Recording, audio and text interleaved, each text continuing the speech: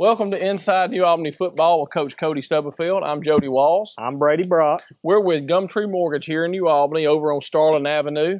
We specialize in home financing needs, whether it's a purchase, a refinance, or a new construction. And we're super passionate about trying to help you find the home of your dreams, help you get it financed, just like this one right here. Go Dogs. Go Dogs.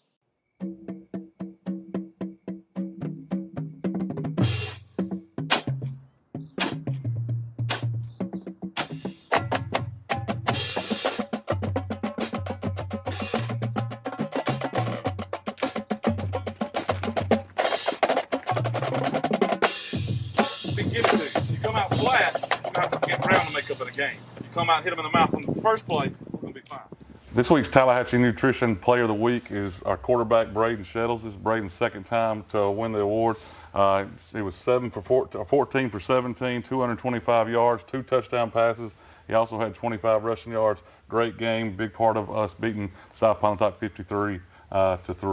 Mr. Horn, appreciate everything you guys do for us at Tallahatchie Nutrition. Yes, sir. Congratulations, Braden. And we get to bump up to stake level this week since this is your second time winning Player of the Week. Congratulations. Yes, sir. Thank you. Thank y'all. I'd like to welcome you here today for Inside New Albany Football with Coach Cody Stubblefield. I'm Paul Henry and David Good. The show is brought to us by Gumtree Mortgage, Jody Walls, Brady Brock, also Pam Brown at State Farm.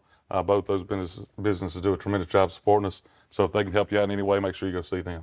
Well, Coach, huge win last Friday night. I think the final score was 53 to 3. Yep. You know, we kind of started slow, but kind of finished with a bang, didn't we? Yeah, you know, South Pontotoc, give them some credit. They came out, played well, played hard. At first, early, gave us some trouble. I think from an offensive standpoint, we did some things, got down there, then kind of stalled. The second drive, we had to settle for a field goal. I think after those 2 drives, we didn't get stopped the rest of the night. You know, we'd never punted after that. Defensively, if you look from a stat line, I think we gave up somewhere around 50 yards total. Not as clean as we'd like for it to be. Had several offsides and penalties, but you know, defense held them. They didn't do a whole lot. Anytime you hold a team to 3 points, it's obviously good. I think we played North last week and South this week, giving up 3 points in 2 games in 8 quarters. So that's a tremendous stat right there in of itself. But our offensively, a little slow start, got going. Defensively, played really well throughout the night. I show we had 3 points in the first quarter, 22 points in the second quarter, 21 points in the third quarter, and 7 in the fourth quarter for the night. Yeah, I think, like I said, the second quarter definitely got going, finished it really well right before the half. And then the third quarter, you saw a lot of Keelan Simpson doing some really good things. I think from part of that, especially the second half, their offensive line played much, much better the second half. Really got going with Keelan Simpson in the run game. He did a tremendous job breaking a couple runs, producing some big plays. So I think that was a factor in seeing some of that. We talked earlier about just doing things and then finally it clicking. We're susceptible to a big play at any point.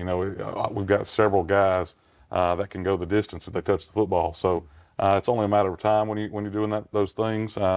And like I said, after those first 2 drives, it really played well. Well, I thought the first quarter we just had a couple plays that we didn't make, right? We were in position, we just didn't make play, had a drop, had some penalties and little things. And then finally in the second quarter, it was like, and I go back to one play, man, that play where we got the ball to DJ, and then I think Shumpert may have made a big catch there, but that one play where DJ caught it like he was shot out of a cannon going down the field, right? Yeah, a little screen play right there. I think the big part about that is we scored right before the half.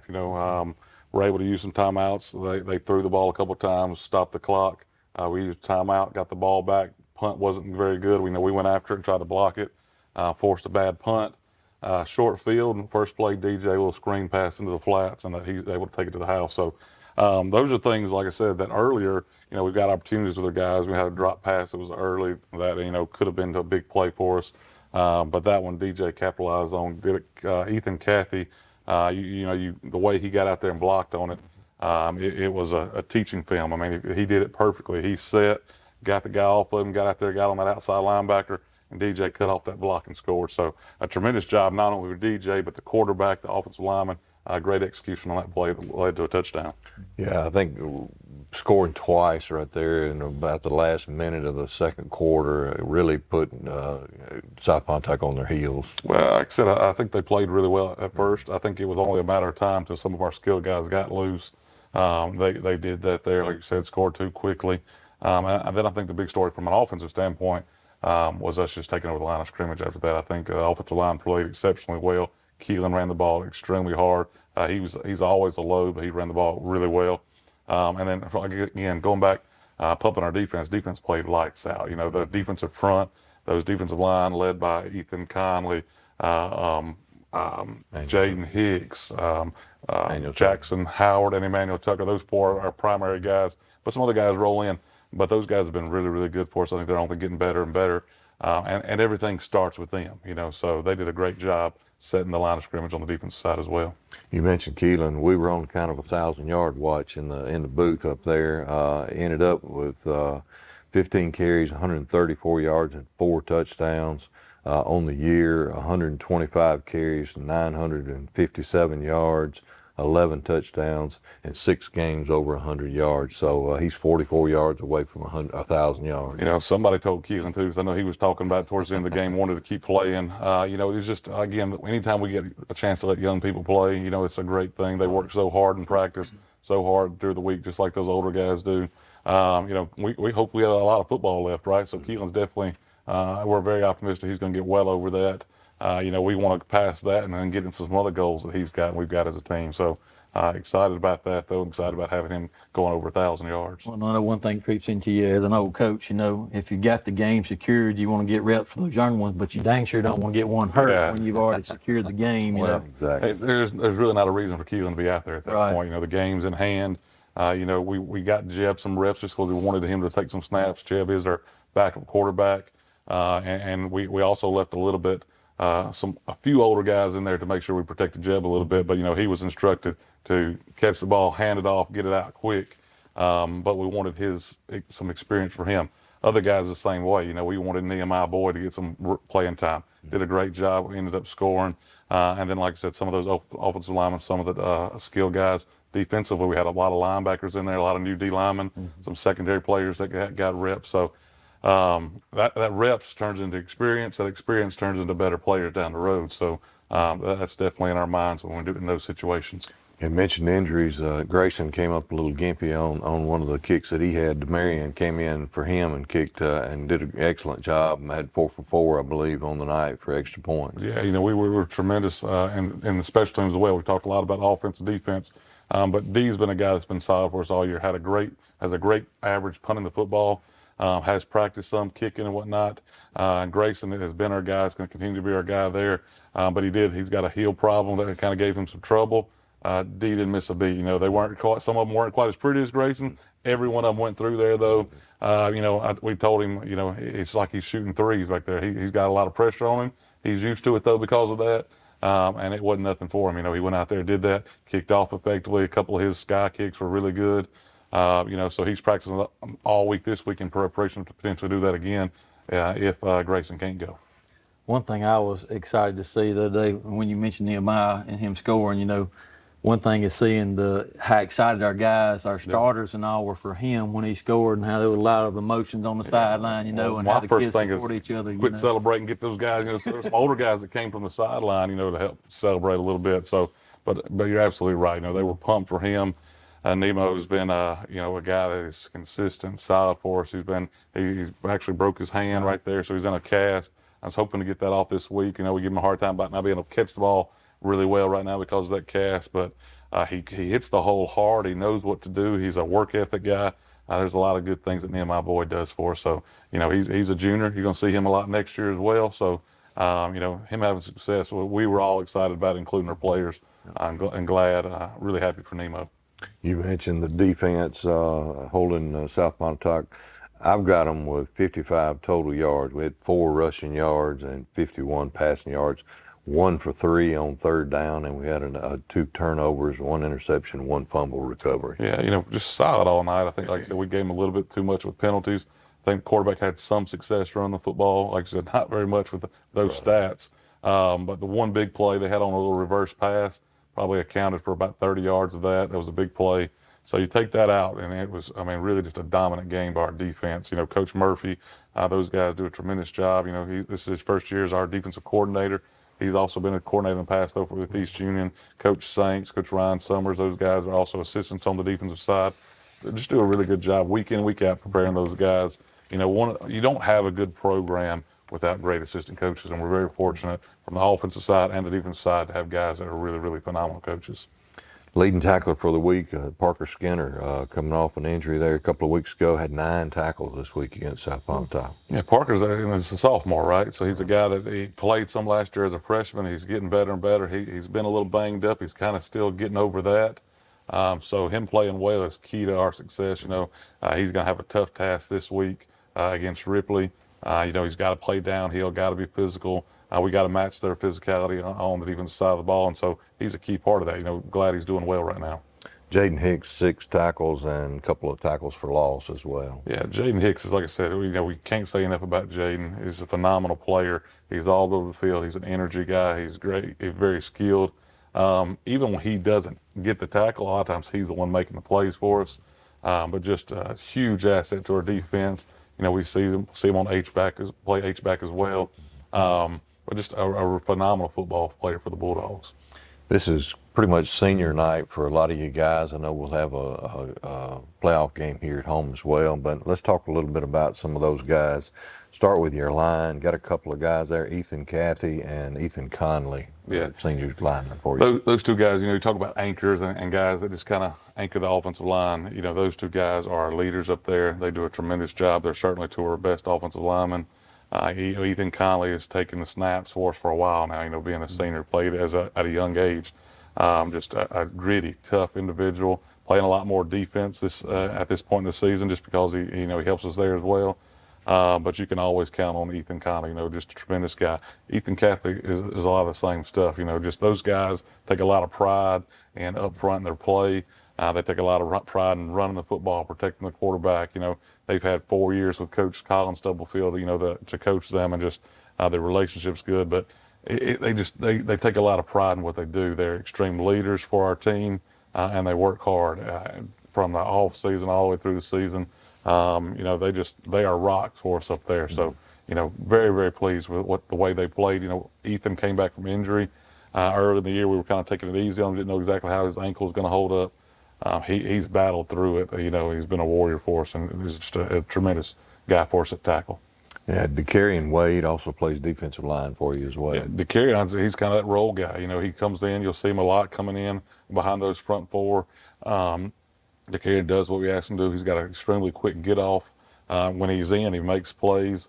So he's doing a good job for us. You know, those guys that like DeCarrion have had opportunities to practice a lot and just to get better and better and better. And it's exciting to see him kind of have success as a senior. Daniel Van Hyde, I know he plays a lot on his kickoff team. Yeah, Daniel, he's a special teams guy for us. He's on kickoff return team, like you said. He's also a linebacker. Daniel's also kind of a hype guy. You know, everybody in the locker room likes Daniel. He brings the energy to practice and to the game. He wants nothing more for our team to be successful, and he's a true team guy. Yeah, Cortland Earl, senior wide receiver and linebacker for you. Cortland's been one of those guys, kind of like Ethan Conley and Ethan Cathy. He's been a rock. He's one of our guys that's a captain on the team. You know where you're going to stand with Cortland. You know where he's going to be. I don't have to worry about Cortland showing up or being late or anything like that. He's always going to be here. You know, his role's changed, right? You've seen him at receiver and then at safety. He's kind of come down closer to the box. I think that's where he's been probably the best at outside linebacker. He causes defenses, you know, he gives them trouble. But just, you know, a really, really good player for us, great individual, and, you know, guy we're really going to miss. Demarion Johnson, punter, kicker, like I say, he's filled in great here today. Yeah, D played as a ninth grader and played quarterback, played some receiver, played some different things. You know, he's just been a good athlete in our school at New Albany. You know, senior year comes around, wanted to try to find a place to help missed football. You know, talked to me about punting, got out there, watched him, and certainly he could do it and he could help us. D's a guy that's very mature for his age. He knows his job. He knows what his role is. And he takes pride in that and tries to do it really well. So that's what he's done. You know, every day he's out there making those punts. Came in, he kicked some for us this past week. You know, got us out of a jam basically when Grayson went down. Just a solid individual again that works hard. And that's really been a productive part of this football team this season. Caleb Shumpert. wide receiver. Caleb's the guy you've seen at receiver a long time, right? Made a huge play. One of the best plays this week. Yeah, one of the best plays of his career, going up and getting the ball like that this past week. Caleb's a guy that, we need him playing with high confidence because that's what he can really, really play. He's a 6'2 and a half, 6'3 receiver. Got multiple JUCO offers at this point. Part of that's because of his size and his skill set. He's if you just line him up, he's probably the fastest guy on the team. He gets those long legs going. So we got to continue to find ways to get Caleb Shumpert the ball. And we need him playing with that confidence and to match his capability and basically his skill set. Logan Deaton. Logan's a guy that's kind of been on the football team off. We're really excited about getting him back out here. Just a natural athletic guy. So we put him at corner. He's able to lock guys down, do a good job. Just a guy that with that athleticism, brings a lot to the team, a lot to the defense. So really, really happy that Logan's with us. Keelan Simpson. We all know Keelan. Keelan's been a running back for a long time. Energy, effort. Keelan, you're going to know exactly where he's at, what he's doing. He's going to be loud. Like I said, Keelan's got a great heart and is a fine individual, and just the way he runs the football has been effective for us for a long time. He's a bruiser. He's so strong for his size and just extremely hard to bring down. He's also very football smart. He knows what to do, when to do it, and whatnot. And when we're playing our best football, Keelan Simpson run the ball for us, and he's running it hard. Got a couple of guys that really hadn't done a lot this year because of injuries. We hate that for them. Drew Hobson and Jack Keener.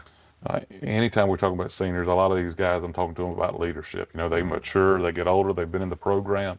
It's awfully frustrating for all of us that we lost those two guys, to ACL injuries. Jack and Drew are kind of like Court and Earl. They were leaders on that defensive side of the football.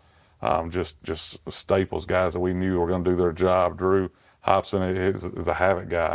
We've talked about him. I always reference him being a bull in a hardware store, and just, unfortunately, that injury kind of took him out of it. But a guy that his heart and soul goes into football, and that really, really gives people trouble. Jack Keener is a guy that, again, I've said it a lot. He's consistent. He does what we ask him to do. He's a leader. He's one of the hardest working guys in the weight room, one of the hardest working guys in the off season. His teammates see that. They follow that. And he's been a huge leader for us up into this year and that injury. So anytime you lose two starting, returning inside linebackers, it's a huge thing to replace. Like I said, you hate it more for them than anybody else. But those are two individuals that are going to look back on their high school career with a lot of pride. And we're certainly happy that they've been a part of this program, still are. And we couldn't thank them enough for what they've done over the past years. No red shirt year for them. If we can figure something out, I promise you we want to bring both of them back. Absolutely. I understand. Well, we're going to take it to a break, but before we do, or when we do, we're going to put you on the board with our Player of the Week, Braden Shettles, to let you show a little bit about what made him and be the Player of the Week. And then I think we're going to give Braden a little opportunity to kind of show you a little bit about one of our passing concepts that a lot of people use across the country. You hear a lot about air raid, different things from around here. This is one of them that they're going to be very familiar with. Sure, we're going to do that, and then after that, we'll come back and start talking a little bit about this week's game, a really, really good Ripley Tiger football team. Absolutely. Thank you. It's finally game time. The smell of the fresh cut grass, the sound of the drums as the band gets ready to perform, and of course the roar of the crowd as our hometown New Albany Bulldogs enter the field. Jody Walls and Brady Brock with Gumtree Mortgage here in New Albany remember those days and agree they were some of the best. They also want your mortgage experience to be the best as well. They pride themselves on excellent customer service and establishing a personal connection with their clients. They also have the knowledge and programs to fit your mortgage needs. So whether you're building, buying, or refinancing your current home, they want to help. Call them and set up an appointment today. Jody Walls and Brady Brock with Gumtree Mortgage. Let them help make your dreams come true. Go Dogs! All right, this week's board talk, we're going to talk to our quarterback, Braden Shettles. Braden was our Player of the Week. We ask him every week to break down defenses, know what to do, a lot of different keys that we're going through. One concept that we're going to look at is our shallow cross concept. Every air raid team in the country runs shallow cross. So that's what we're going to look at first. Braden, first thing you're going to look at from shallow cross is what? This outside linebacker right here, we're going to key him. So pre-snap read, all right, we're seeing that. Our running back's going to have a flare. If that guy, if he stays too attached to the box, if he stays on here, If we have leverage on that guy right now, what do we do, Braden? Throw it right to the flare. We're going to throw it, okay? So along with that, we've got this route. We've got a shallow route. Here's our crosser. We've got a post or a vertical backside, and this guy's a clear out route. So at the snap of the ball, this outside linebacker's kind of got, he's in conflict. Does he go with this guy? If he goes with this crosser, now we've got leverage here, and we're going to take that. If he stays soft, that gives a clean path to that guy crossing right there. At the snap of the ball, he keys this backside linebacker. After that, where do your eyes go? Right here to this outside linebacker. So he starts there. He's going to work all the way across the field, and that's going to happen in a split second. So then he's going to key this linebacker. If this linebacker walls and turns with the drag, where would it go? Throw it to the shallow. We're going to throw the shallow underneath him, all right? If he stays, walls off, and stays in the flats, if he's the flat defender, what do we got? Got the crosser. So we'll sit down right here with this crosser, and basically we're telling that guy that's running that dig route, he's got to find space. He has to go outside of this guy. He can never go underneath. All right, once he goes outside, he's got two windows. There's a window between the outside linebacker and the inside linebacker. If this is cloudy, that guy will continue and sit down in that second window. All right, so he's basically looking for grass, right? Braden, what happens if this guy covers the flat, the safety comes down the drag? What are we looking at next? Now we have the post going over the top of him to take a shot. So basically there's an answer on paper for everything they do. Now we don't necessarily call that right away, but if we've run the play, we see the safety starting to come down, make the play on the dig, we're going to come back and call the post on it. When we call the post, we're still going to look for leverage here first, but now instead of reading this linebacker, now our eyes go to the safety. What are his two options there? If he comes down, throw the post. If he stays deep, throw the dig. Right. So that's just one of our concepts. Again, we talked about triangle read a few weeks ago. Shallow cross, again, another concept that everybody in the country runs. Offensively, you be simple, you do things well, and you get better at it. That's one of the things we do really well here at New Albany.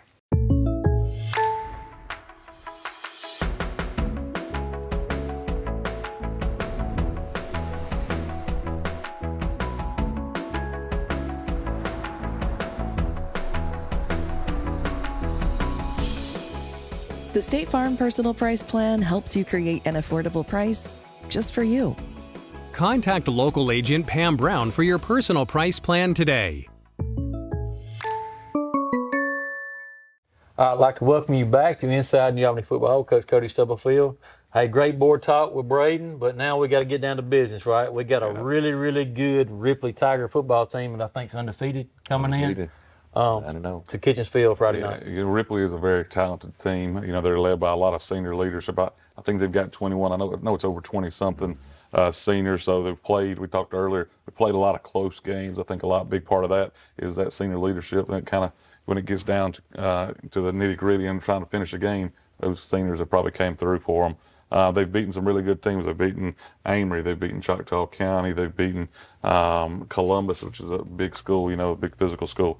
The biggest thing I would say about them is they're physical. Like I said, those senior leadership, they're going to be running the football downhill. Their defensive front's really is really good. So both sides of the ball, they do a tremendous job. Perry Lyles, is their coach. I think he's been there. I think this is year 3, maybe 4 for him, and has done a really good job there. Perry goes back to some of that Charleston, Calhoun City days where he did a lot of the same stuff. Coach White is a guy that was with him before. Coach White's their defensive coordinator, does a really good job. They're going to be sound there. Just a solid football team that's won a lot of games, but couldn't write a better script than coming in here undefeated, and we're going to give them our best shot. And it means a lot to this community, a lot to these people in this locker room. It's Ripley week, so we're excited. Well, didn't they just come off a win against a tradition-rich Amory? Amory. It's a really good football team, right? Amory moving up from 3A to 4A, but they were both undefeated in that game last week. Ripley comes out on top 14-10. So I had a really close game, like you said, 14-10. Just two really, really good football teams, undefeated teams. A really good game last week between those two guys. Watching the film, a lot of talent on both sides of the ball. Yeah, the Ripley's not going to do anything fancy. They're going to line up basically in a wishbone formation and bring it at you. Averaging about 250 yards rushing. Yeah, and it's going to start up front for those guys. Like I said, talked about Calhoun City, Charleston, and now Ripley. Coach Lyle's done a lot of the same stuff offensively.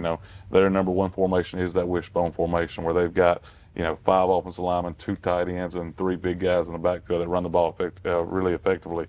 We've got to match that physicality. That's what we're going to talk about with our defensive linemen all week, our offensive linemen, our linebackers. When they're going forward, the only way you stop that is you to go forward. We've got to make sure we're pushing them back instead of them pushing us around.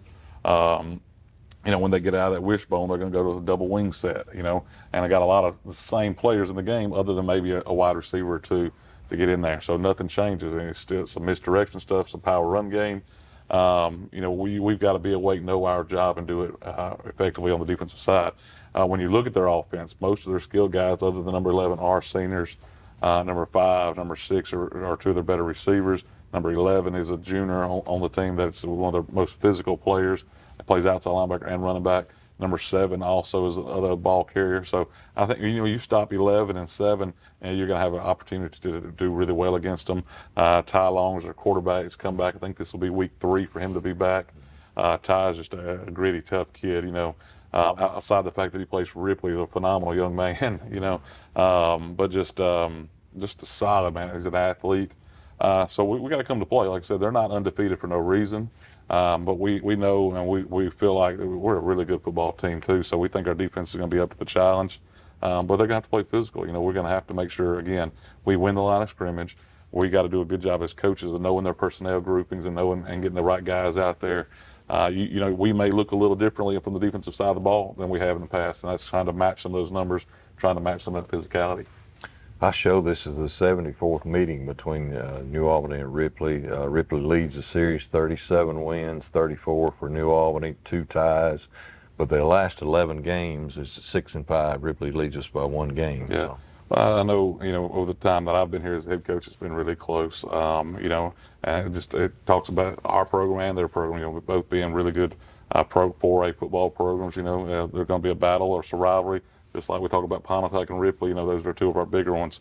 I think, like I said, I think our guys are excited about it. I think, what better opportunity for us than to go out there on senior night on our field, Kitchens Field, and beat a Ripley undefeated team, as the last regular season. We want to make sure we've concluded division play. We know we're going to be the number 2 team in the division, but this one means an awful lot to us. Told these coaches, they all know it. We're not holding anything back. This is a big game of the year for us. This is just as important as the playoffs for us. A lot of pride, a lot of effort's going to go into this game, so we're excited about it.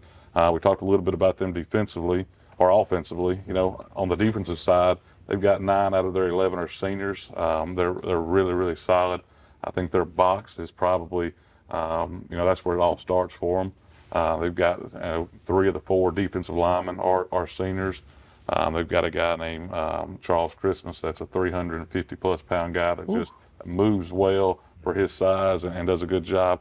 Their defensive ends are probably their better players up there, though, with 51 Coombs and 24 Anthony Bell.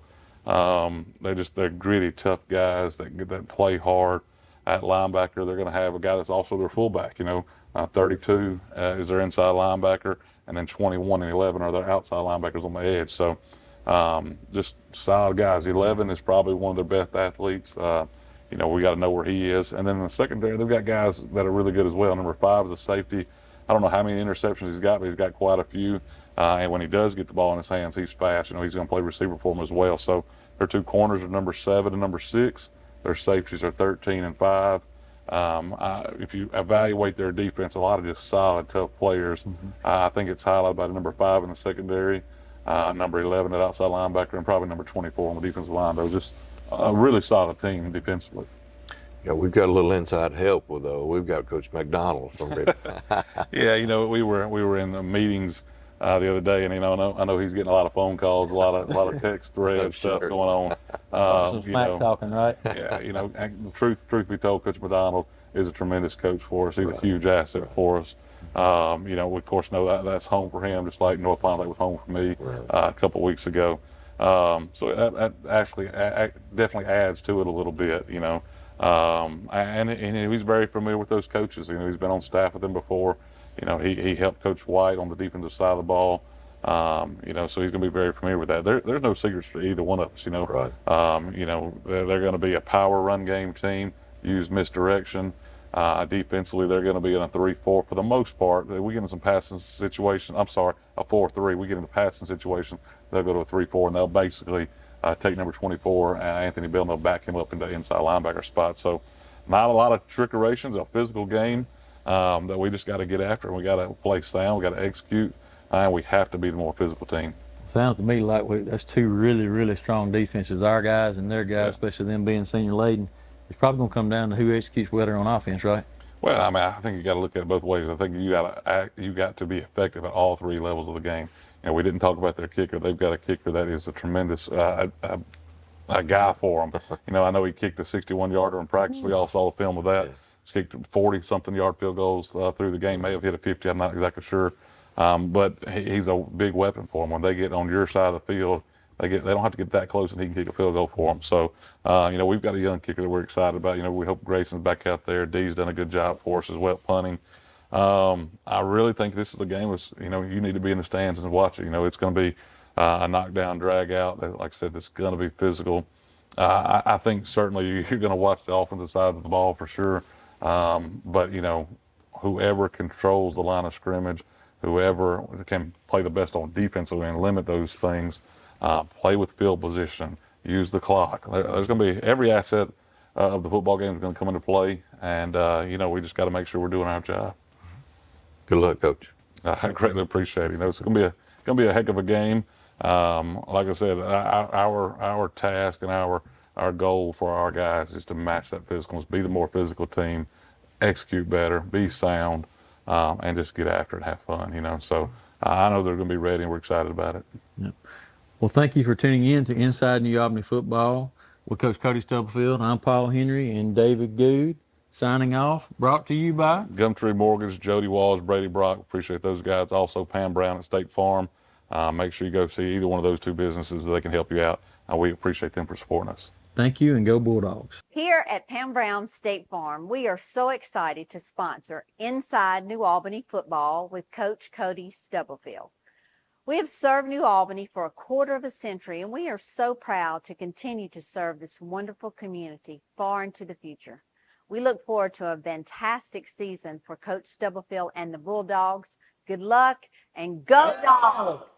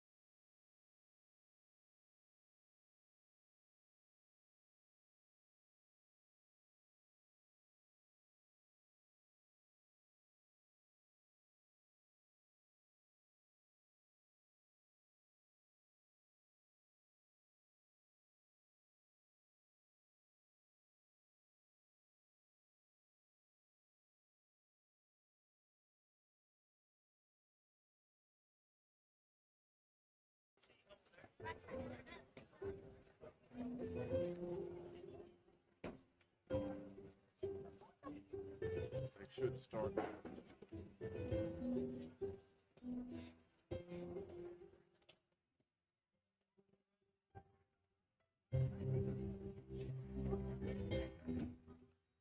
Tonight, we would like to welcome everyone to Kitchensfield and our senior night. Our senior members of the New Albany High School football team, cheerleading squad, the Pride of New Albany band program, the golf team, and our junior ROTC program. These seniors have dedicated countless hours to each of their programs over the past 4 years. We thank each of you for what you have given to the New Albany High School, helping to continue our tradition of excellence on and off the field. We begin tonight by recognizing our varsity football seniors. Number 3, Keelan Simpson. He is the son of Gwen and Willie Simpson. He is joined on the field tonight by his parents and his son, Jacqueline Simpson.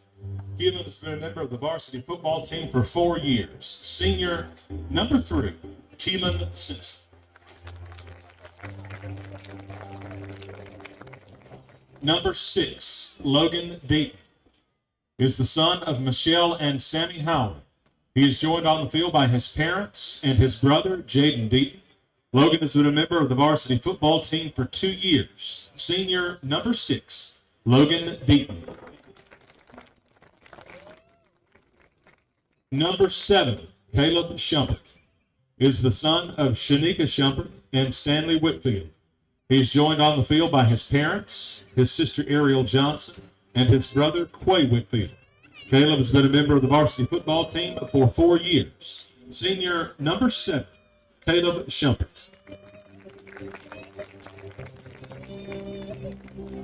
Number 9, Demarion Johnson, is the son of Joyce and Tim Johnson. Demarion has been a member of the varsity football team for 2 years. Senior number 9, Demarion Johnson. Number 12, Jack Keener, is the son of Kelly and Anthony Keener. Jack has been a member of the football team for 4 years. Senior number 12, Jack Keener.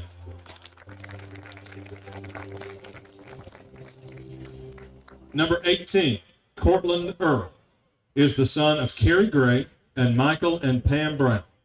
Cortland's been a member of the varsity football team for 4 years. Senior number 18, Cortland Earl. Number 21, Daniel Venata, is the son of Angela Stone. He is joined on the field by his mother, his grandmother, Barbara Hastings, his uncle, Billy Williams, and his sister, Harley Stone. Daniel has been a member of the varsity football team for 2 years. Senior, number 21, Daniel Venata. Number 44, Decarian Wade. He is the son of Shade Cannon and Francois Wade. He is joined on the field by his parents, his great-grandmother Mary Cannon, his aunt Robin Armstrong, and his brother DeKylan Wade. DeCarrion has been a member of the varsity football team for 4 years. Senior number 44, DeCarrion Wade. Number 49, Drew Hobson, is the son of April and John Hobson. He is joined on the field by his parents, his brother Dylan Hobson, and his sister Lauren Hobson. Drew has been a member of the varsity football team for 4 years. Senior number 49, Drew Hobson.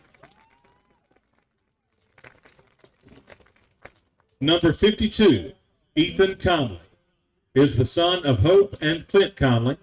Ethan has been a member of the varsity football team for 4 years.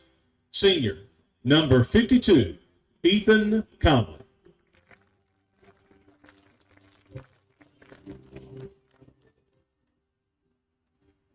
Number 65, Ethan Cathy, is the son of Regina and Nick Cathy. He is joined on the field by his parents and brothers Ian Cathy and Avery Cathy. Ethan has been a member of the varsity football team for 4 years. Senior number 65, Ethan Cathy. And number 14, Caleb Shaw, joined by Rico McDonald. Caleb has been a member of the varsity football team for 4 years. Senior number 14, Caleb Shaw. A round of applause for our senior football players.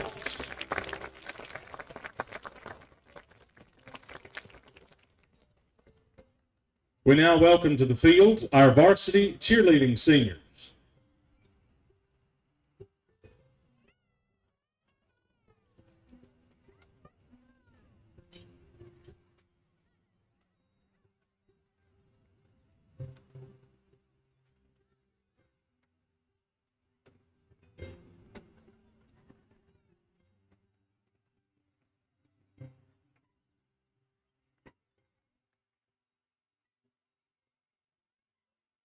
Aubrey Cook is the daughter of Xenia and Dave Berry.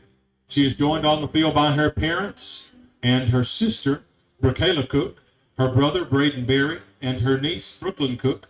Aubrey has been a New Albany cheerleader for 5 years. Senior Aubrey Cook. Kelly Fields is the daughter of Tiffany Elsie. She is joined on the field by her mother, her grandmother, Verlene Fields, her sisters, Ivy Fields and Tierra Smith, and her brother, Asher Hatch. Kelly has been a New Albany cheerleader for the past 6 years. Senior, Kelly Fields. Gina Grace Leslie is the daughter of Angela Victory and Ben Leslie. Gina Grace has been a New Albany cheerleader for 4 years. Senior, Gina Grace Leslie.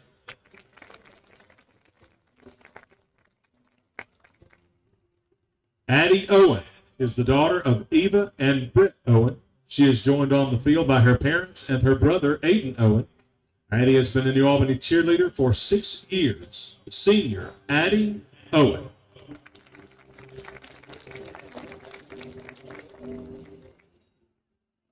Laura Preston Raniger is the daughter of Tana Raniger and the late Ken Raniger. She is joined on the field by her mother. Laura Preston has been a New Albany cheerleader for 6 years. Senior, Laura Preston Raniger. Emma Roden is the daughter of Monica and Barry Roden. She is joined on the field by her parents, her sister Shay Roden, and her brother Kyle Roden. Emma has been a New Albany cheerleader for 5 years. Senior, Emma Roden. Logan Lee Robertson is the daughter of Neely and Chris Robertson. She is joined on the field by her parents and her sister, Bailey Robertson. Logan Lee has been a New Albany cheerleader for 6 years. Senior, Logan Lee Robertson. A round of applause for our senior cheerleaders. We now welcome to the field the Pride of New Albany Band Program seniors.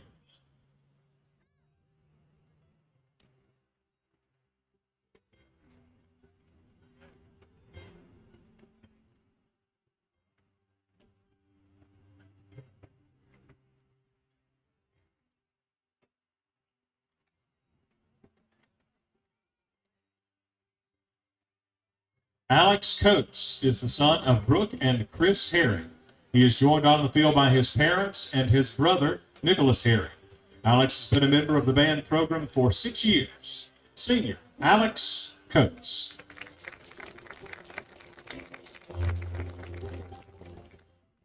Isabella Davis is the daughter of Jennifer and Justin Davis. Isabella has been a member of the Pride of New Albany for 6 years.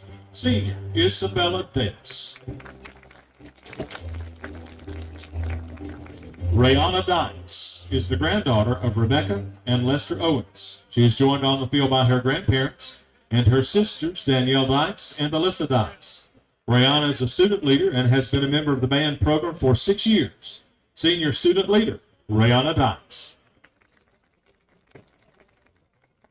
Madison Gann is the daughter of Emily and Jim Gann. Madison has been a member of the Pride of New Albany Band program for 6 years. Senior, Madison Gann. Leighton Hardy is the son of Christy and Clay Hardy. He is joined on the field by his parents. Leighton has been a member of the band program for 6 years. Senior, Leighton Hardy. Victoria Lee is the daughter of Jamie Lee.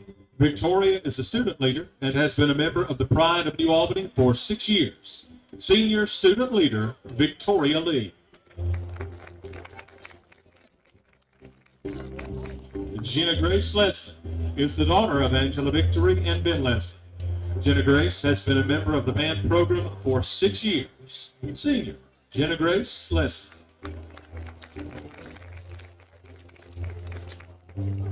Chance Littlejohn is the son of Christy and Brent Littlejohn.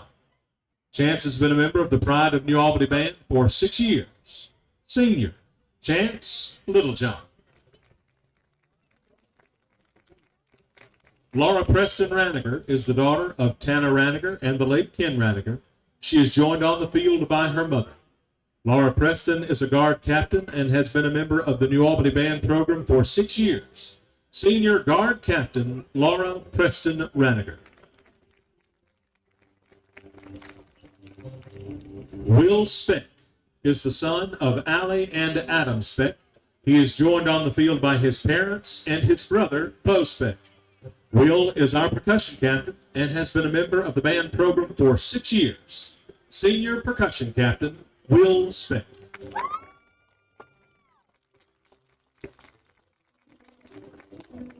Casey Todd is the daughter of Melissa and Michael Hutchison and Danny Todd. She is joined on the field by her parents and her brother, Mason Todd. Casey has been part of the Pride of New Albany Band program for 6 years. Senior, Casey Todd. Joseph Treadaway is the son of Jenny and Andy Hall and Justin and Devin Treadaway.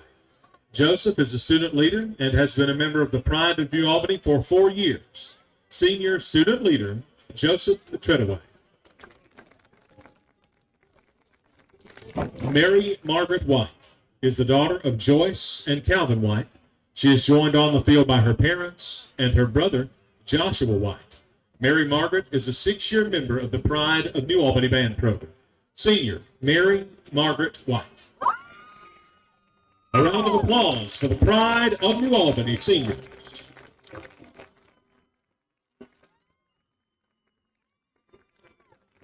We welcome to the field at this time our golf team seniors.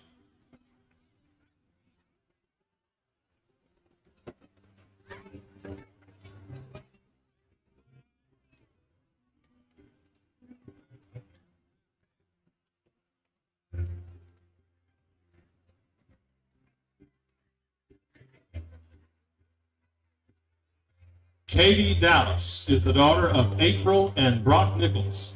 She is joined on the field by her parents and her grandparents, Betty and Mark Pate.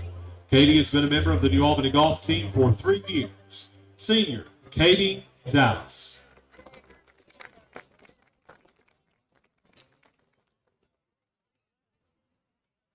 Laura Preston Raniger is the daughter of Tanner Raniger and the late Ken Raniger. She is joined on the field by her mother. Laura Preston has been a member of the New Albany Golf program for 4 years. Senior Laura Preston Raniger.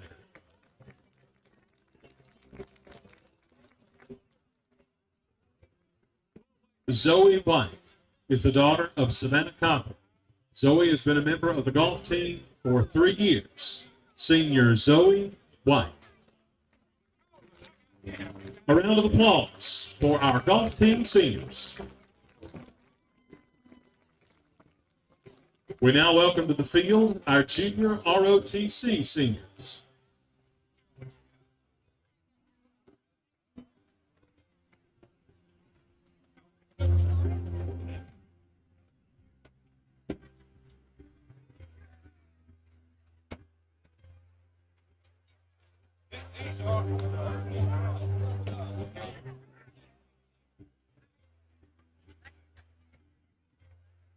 Daniela Rowe is the daughter of Stephanie Alleman. She is joined on the field by her sister, Charlie Soto, and her brothers, Wahis Soto and Sebastian Soto. Danny has been a member of the Junior ROTC program for 4 years. Senior Danny Rowe.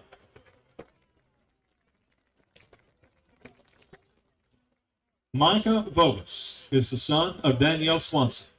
He is joined on the field by his brother, Javon Smith. Micah is a 4-year member of the Junior ROTC program. Senior Micah Vogus. Leah Isabella Harrell is the daughter of Irene Harrell. She is joined on the field by her brother, Miles Harrell.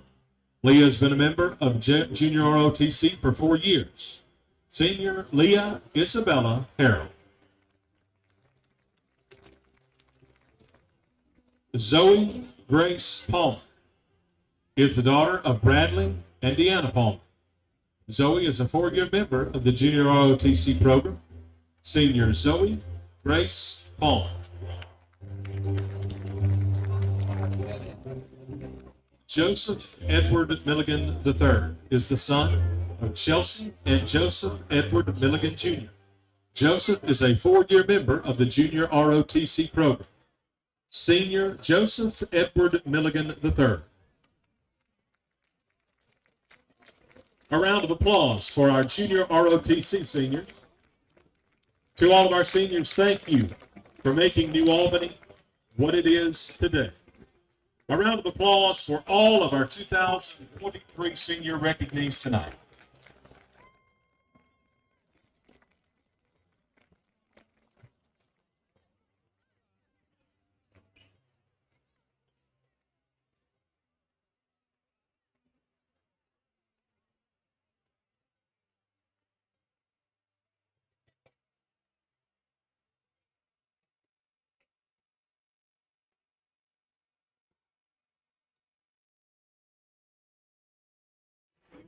Brought to you by United Funeral Services Incorporated.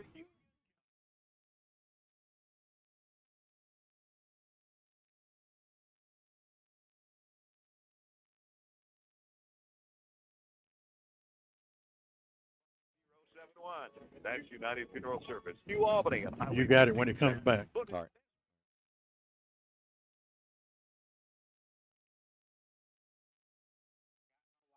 Engagement ring. It was a 1-carat diamond.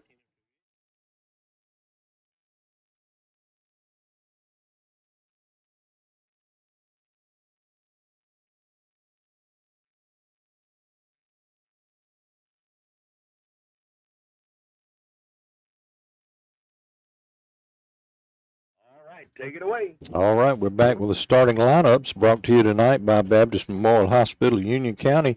First for the offense for the Bulldogs, starting at left tackle, wearing number 50, a junior, 6'1", 255-pound, J.T. Newby. Left guard, number 67, a junior, 5'11", 240-pound, Brady Horn.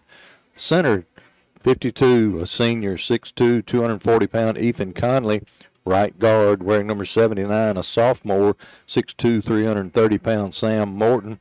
Right tackle, 65, a senior, 6 foot, 250-pound, Ethan Cathy. Wide receivers for the Bulldogs, wearing number 7, a senior, 6'3", 175-pound, Caleb Shumpert. In the slot, wearing number 4, a junior, 5'7", 175-pound, DJ Robinson. The other wide out on the right side, wearing number 13, a junior, 5'10", 170-pound, Jeb Bowling. In the slot on the right side, wearing number 14, another senior, 5'8", 160-pound, Caleb Shaw. The H-back for the Bulldogs, wearing number 35, a junior, 6'1", 240-pound, Jaden Hicks. And the running back for the Bulldogs, wearing number 3, a senior, 5'11", 210-pound, Kalen Shaw Simpson. And the quarterback for the Bulldogs, wearing number 2, a sophomore, 6'2", 175, Braden Shettles. And that's your offensive starters. We'll be back after these messages with your defensive starters.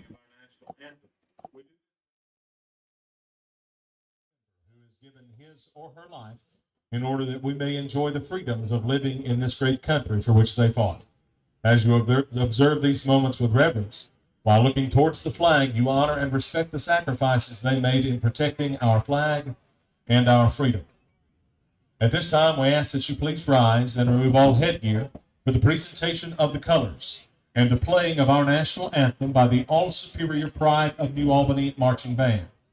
Tonight, the colors are being presented by the New Albany High School Air Force Junior ROTC Color Guard.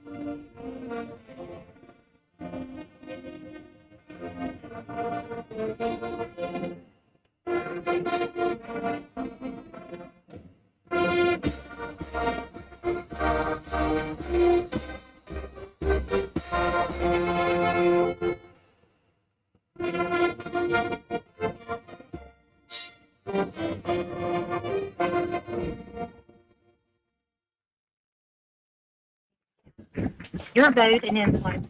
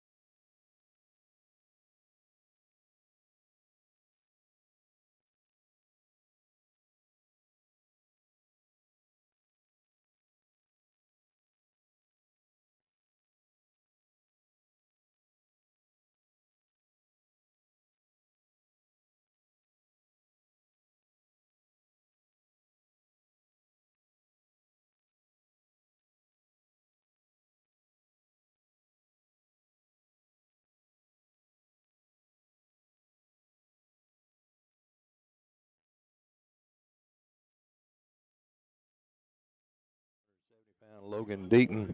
And the free safety for the Bulldogs, wearing number 14, a senior, 5'8", 160-pound Caleb Shaw. Our special teams for the night, long snapper wearing number 52, senior Ethan Conley. The holder wearing number 13, Jeb Bolin. He's a junior. Our kicker, I didn't notice if Grayson was out there tonight or not, but I know he's been hurt a little bit, but we're going to give him the benefit of the doubt. Number 80, Grayson Alexander is a kicker, and number 9, Demarion Johnson is the punter for the Bulldogs. And that's your starting lineups. We'll be back after these messages. We're getting closer to kickoff, guys. Get ready.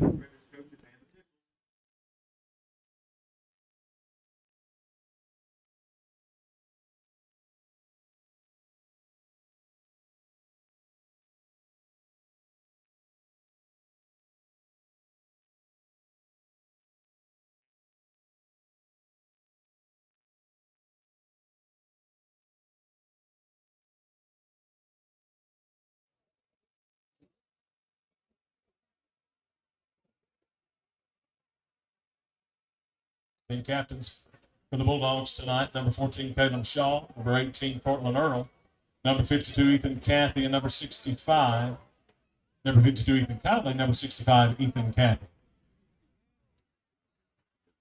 Captains for the Tigers tonight, number 2, Ty Long, number 5, Michael Turner, number 6, Chad Martin, and number 54, Charles Christmas.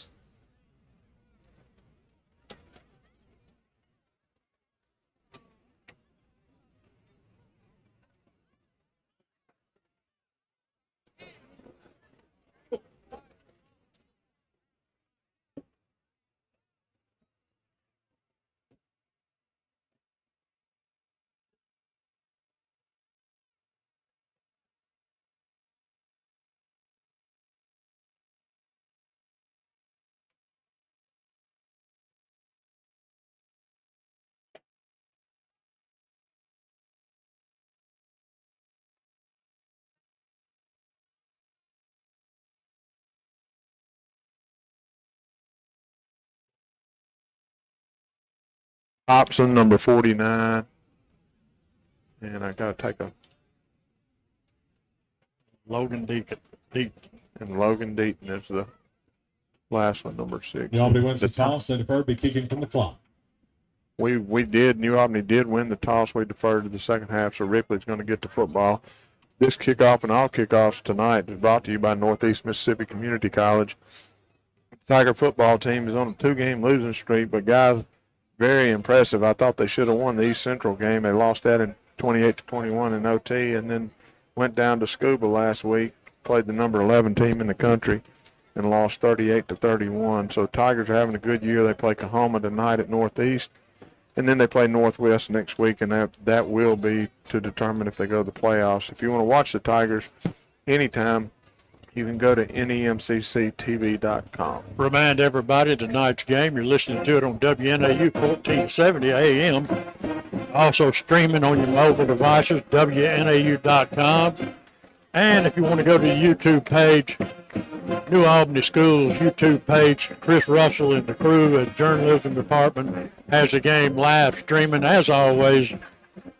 So that's 3 different ways to enjoy tonight's game as the New Albany Bulldogs get ready to take on the Ripley Tigers. We're going to be back after these messages with the opening kickoff.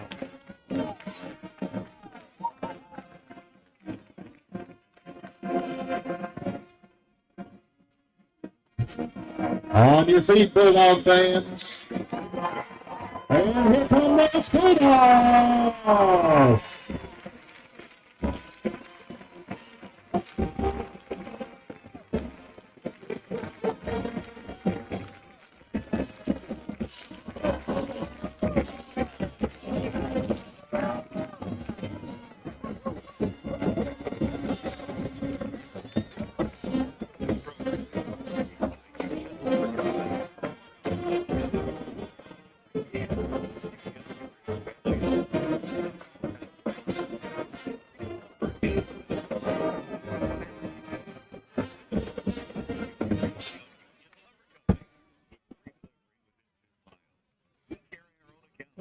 Union Lumber Company, 400 Randolph Street, New Albany, 534-4793. All right, take it away. Brooks will get back deep for the Ripley Tigers, and we're just about ready to get it underway. Here from New Albany High School, he'll be flanked by Martin out here around the 18-yard line, and Alexander tees it up, and we are just about ready to go. That's Strong on the far side along the 20 for the Tigers. Alexander is kicking the ball, guys. That's going to deal.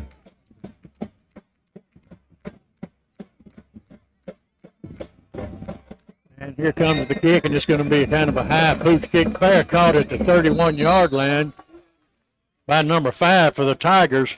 It'll be first down. Turner caught it, and they've got good field position to start the football game. Well, good kick there, and they're going to have, like you said, Kurt, got good field position. Everything that I watched on film with them, I watched the Amory game, and they ran a double wing, and that Kurt, there's no doubt what they're going to do. They're just going to run it at you. Long will work at quarterback. He started. This is a ninth grader back there, no question about it. He knows what to do with it. He can run it. He can throw it. He's a good football player. He'll work out of a shotgun formation, send twin receivers wide to the left. Hand it to his running back. Got a little bit of a seam to run through. He's going to be across the 40, out to the 42-yard line. It'll be close to a first down. They're going to give it. They're going to give him the 43. He's going to have a first down, but he's down on the play, and we've got a stoppage of play right there. And it looks like he's holding his ankle or knee. Let's send it down to Paul Henry. Paul's right on it. Paul. Like Deaton's helmet probably hit him just right in the knee, like helmet to knee. It was a pretty good lick, though, for sure. They ran it off tackle, Coach, what they did, and that number 7 there, I think that is, I think is his name Stone, or, I don't know, I was saying. Strong, yeah. That's Terry Ball's wife's cousin, because he was telling me about the kid before the game, and he was running hard off left tackle there, and Deaton came up and hit him on his knee, and then somebody came in and hit him pretty hard. Yeah, I think it was McCallum. He's kind of. While they're working on it, we're going to send it back to the station. Back in 60 seconds. Reason number 12 to bank at BNA. We are the bank for Northeast Mississippi. From buying a home to starting your own business, we are the team of local lenders standing ready to make your dreams a reality. BNA Bank. We are the bank of Northeast Mississippi. I enjoy urgent care because people have an immediate problem when they come to me, and they want to know what's going on and they want to know how it can be fixed. And so it's super rewarding when you figure out what's going on with the patient and you know how to fix them, and you can provide them with a treatment regimen and they feel better. So it's rewarding on the front end figuring out the problem, but it's also rewarding on the back end whenever you know that you fix them and you help them and they're feeling better, and you can kind of see how truly grateful they are for the care you provided. Reason number 18 to bank at BNA. Professional business solutions. Our experienced commercial lenders understand the sophisticated needs of today's businesses. We have all the products and services needed to make your business a success. BNA Bank, the bank of Northeast Mississippi. We did. All right, take it away. Football's at the 44-yard line. It'll be a first down and 10 for the Ripley Tigers. Just underway from New Albany High School. And now Ripley will go with a double wing set, long up under center, brings the man in motion, fakes it up the middle, gives it on the outside. Not much running room. Pretty good job of defending by the Bulldogs. Give him 2 yards, make it second down and 8. Good job that time of the defensive end on this side, extending the play to the sideline. Really good job. They could have called holding on their left tackle. They didn't, but really good job of stretching the play out by the defense. Just underway. We've got a good crowd, and they're still coming in. We are going to have a full house here at New Albany High School tonight. What I see in the stands, a class of 1974 down there coming in tonight. Foul long, working at quarterback. Now we've got a stoppage of play. And I don't know what we've got. We've got a Tiger down on the field. While they're checking on him, we'll send it back to the station. Back. Insurance agencies and companies may appear to be the same on the surface, but you'll discover a world of difference when you look a little closer.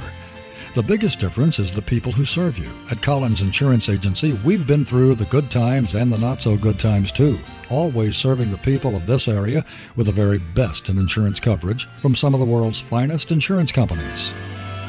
Collins Insurance Agency in New Albany.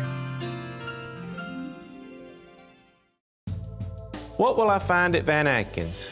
Well, diamonds, lots and lots of diamonds. Jewelry that you will not see in any other place. Our Van Atkins collection is styled from beautiful pieces from the past with a fresh Southern update. I believe you'll find value too. You'll also find people who are a part of this community. If you're celebrating something, we're going to celebrate too. We really hope you'll find Van Atkins special. I'm Chuck Cooper, and I feel privileged to be a part of that. Bring it to the right this time. All right, take it away. Long sets, 3 receivers to his right. He flares it out to his back, out of the backfield. Nowhere to go. Taken down at the 40-yard line. Going to lose 3 yards on it. Nice job coming up, Dave. Keith out of the secondary. Well, good job there. They were really pretty obvious with what they were doing. I mean, Long threw the ball backwards, a little screen out there to the running back, and the Bulldogs defense did a super job again of stretching towards the sideline. Had them lose yards. Going to be third down and about 13 to go for the Tigers. Once again, they'll send twin receivers wide to the left side of the field. Bulldogs loosen up the secondary a little bit. Long back to pass under pressure. He's hit as he releases it. Almost intercepted. It'll go incomplete. It'll be fourth down and 13. Tigers will have to punt it away. Well, good job right there from the Bulldogs defense to start the football game. That's what we needed. We wanted to get them on their heels, and we did a good job of getting them on their heels. Good job of pressuring Long that time. Bulldogs are going to get the football and should have pretty good field position, Kurt. Robertson comes in to punt the football away for the Tigers. He'll stand on the 27-yard line, punt it from the 30 as Jeb Bolin gets back deep. A little bit of a low snap, plenty of time, a line drive punt. It's going to hit, it's going to roll, and Bolin's going to come up and stop it from rolling, hit immediately, taken down at the 24-yard line. I've loved Jeb all year doing that. He's saved us a bunch of yards. He made me nervous that time because there was a Tiger bearing down on him, really close to him. He got a good grip on the ball, though, and got the Bulldogs to have the football on about our 24-yard line. First possession of the night for the Bulldogs as we're just underway, 10:23 remaining in the first quarter. And sponsorships of community initiatives, BNA Bank, local, invested, modern. As Shettles brings his offensive team onto the field, he'll send Bolin and Shaw wide to the left. Simpson will be his running back. And the Tigers show a fourth down lineman set. Shettles back to pass, throws a little bubble screen, goes incomplete. Well covered by the Tiger trying to get it to Shaw. Couldn't hold on. That's exactly, Kurt, you called it. We brought Shaw from the outside receiver spot on the left side, trying to run a little screen to him. And it just got kind of tight in there, not able to make the catch. Going to be second down and 10 for the Bulldogs. Second down play for the Bulldogs, 24. Three receivers wide to the right as now the Bulldogs send Simpson in motion. Back to pass. Fired out to DJ. He's got a little bit of running room. Gets across the 30 to the 32-yard line. That's Robinson, DJ Robinson. Pass complete to DJ Robinson. Give him 8 yards on it. 3rd and 2. It looks like the Bulldogs offensive coaching staff were wanting to get it in their playmakers' hands and see if they can make a play. And DJ almost made a big play there. Linda Finley, please report the pass gate to move your vehicle. Tigers showed blitz. Now they back out of it a little bit. As Shettles talks it over with Simpson. Hand off to Simpson straight ahead. He's off the left side. He's got running room. He's got a first down. He's out to the 38-yard line. A first down for the Bulldogs. Good job by the guys up front. Simpson running hard. Had them spread out. Our spacing at that time, we had receivers spread out on both sides. Had their defense spread out a little bit, and they were just to really run it right at them. Move your vehicle. Linda Finley, please report to the pass gate to move your vehicle at this time. DJ comes in motion for the Bulldogs. Hand off to Simpson. Looks inside, looks outside. Nowhere to go. Going to lose a couple on it. Just had absolutely nowhere to go. Well, just nothing there. And Braden was trying to read it. Couldn't decide if he wanted to give it or keep it. And kind of held it there a little bit too long. And there were white jerseys all over Keelan when he got the football. 2nd and 12. Nothing there. Going to lose about 2 yards. 2nd down, 3 receivers to the right, 2 to the left. Empty backfield for Shettles. Back to pass under pressure. Nice job of picking up a would-be tackler. Gets it away. Overshot DJ. Had him open. Couldn't quite come down with it. Conley came from the center spot, picked up the end, did a really nice job of peeling back, giving Shettles time to throw the football. Yeah, good job by the guys up front of picking up the Tigers coming from different directions that time. Braden did a good job of rolling out. DJ was in the flat there open, just threw it a little bit high and behind him. 3rd down, 11. Empty backfield again. Tigers loosen up the secondary.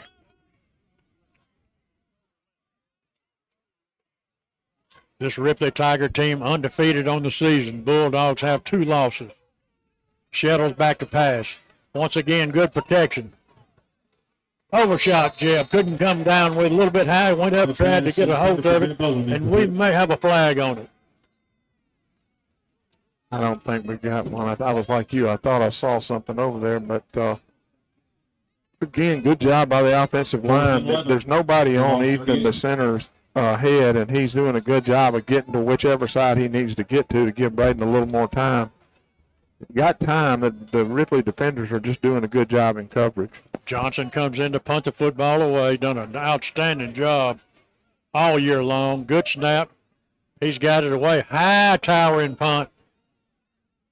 It's going to take a Ripley Tiger roll, and the Bulldogs are finally going to get on it at the 48-yard line. And he's going to wind up getting David Gooch. We're going to look to me like about a 10-yard punt. We're just right. That's right. But, we're going to give him benefit of the doubt, give him the left. It went straight up, and then it took a Tiger roll backwards. Just Tigers have the football at the 48-yard line in Bulldog territory. Just couldn't get it to turn over, Kurt. It didn't turn over. It just got up there and kind of came straight back down. And then when it got to the ground, it bounced in Ripley's favor. They got great field position here for their second drive.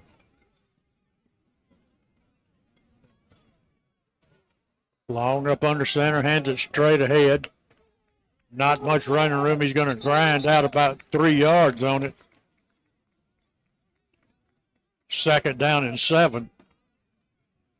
Well, that's what they did on film when I watched them against Amory. They just load up and try to run it down your throat. And we're doing a good job so far. We've got plenty of guys in the box, and we're able to meet them head on and slow that run down. They definitely like to play power football when they can, Keith. Double wing set for the Tigers. Bring a man in motion, hand it on the down. Now Long's going to keep it on the keeper. He's got some running room. He breaks the tackle. He's chased out of bounds at the 10. I don't know whether they're going to bring it back or not. It looked like he might have stepped out of bounds back along the 30. He did. He stepped out of bounds at the 30-yard line, and he just did a good job of reading that. I mean, it was an option all the way, and we didn't pick him up on our defensive end. We crashed in, and Long kept the ball, able to get it to the 30, first down for the Tigers. 7:30 left in the first half. No score in the football game.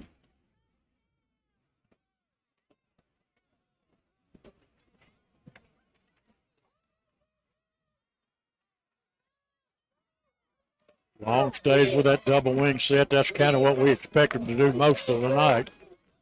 This time he flares it out. Good job on the defensive side of the football by Cortland Earl.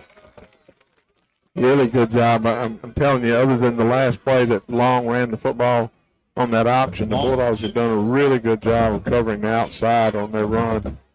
That time, no exception. Second and 13. Lost 3 yards on it. It'll be second and 13.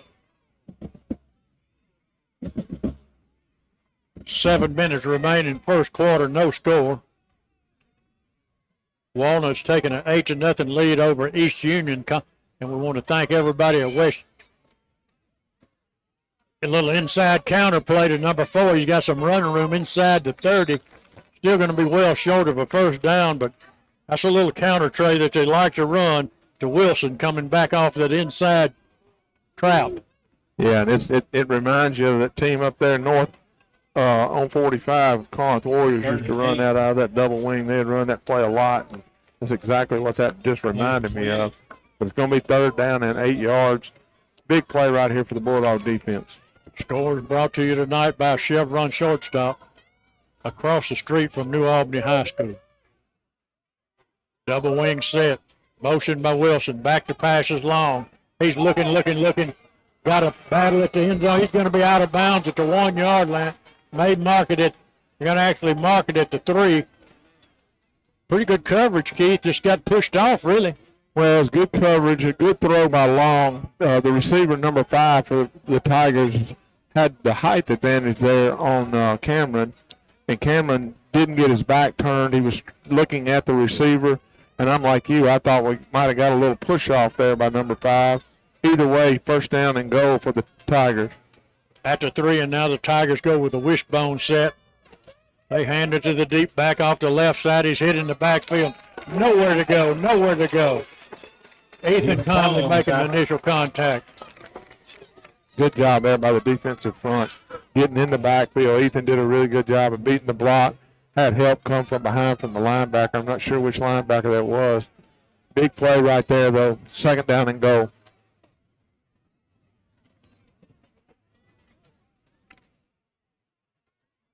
Tigers will stay with a wishbone formation. 2 tight end set. Long up under center. Hands it to his running back. Nowhere to go once again. He might have got a yard. That'll be all he'll get. Looks like they're going to mark it right at the 2 yard line. And it'll be third down. I would look for him here, Coach, to try to do something on the outside. They've tried it twice, and we've done a really good job of stopping things up. Right at the 2 yard line. I'd expect you might see a little counter something here, or maybe even see Long trying to keep it on the option. Yeah, that's what I thought. He's going to fake it, and then he's going to keep it around the end. Wishbone set. Turns and pitches it to his deep back. He's going to go into the end zone untouched. That is a They got a good block off the edge over there, and touchdown Ripley Tigers. Well, you could see that one coming, and they just loaded it up, turned and did the old power sweep to the left side. We didn't have anybody on the end to come up, and they're going to get the first touchdown of the game with 4:43 left in the first quarter. Keith, that is a good question you brought up. I did not notice who was playing linebacker tonight. I know that Zion is not eligible the first half tonight, so I didn't notice. I know Skinner's in there, but who's playing that other spot? Did you notice? I think, if I'm not mistaken, Hicks has been in there playing some linebacker, and he's been playing some defensive line. But I'm not really 100% sure. I see Parker out there coming off, as you said. 48-yard drive by the Tigers. They go up 7-0. Yeah, good drive there for the Tigers there, taking advantage of short field there and able to get the ball into the end zone there. Bulldogs defense playing very, very well. Just had one long pass there that got them down to win score, striking distance, and then the defense again kind of held their own there. 3 plays from the 3-yard line before they were able to get it into the end zone. But good job by the Bulldogs. Defense is playing very, very well right now. Shaw will get back deep for the Bulldogs. Stand along the goal line is Lopez for the Tigers, one of the premier kickers in high school football this year. He can certainly put it in the end zone if he wants to.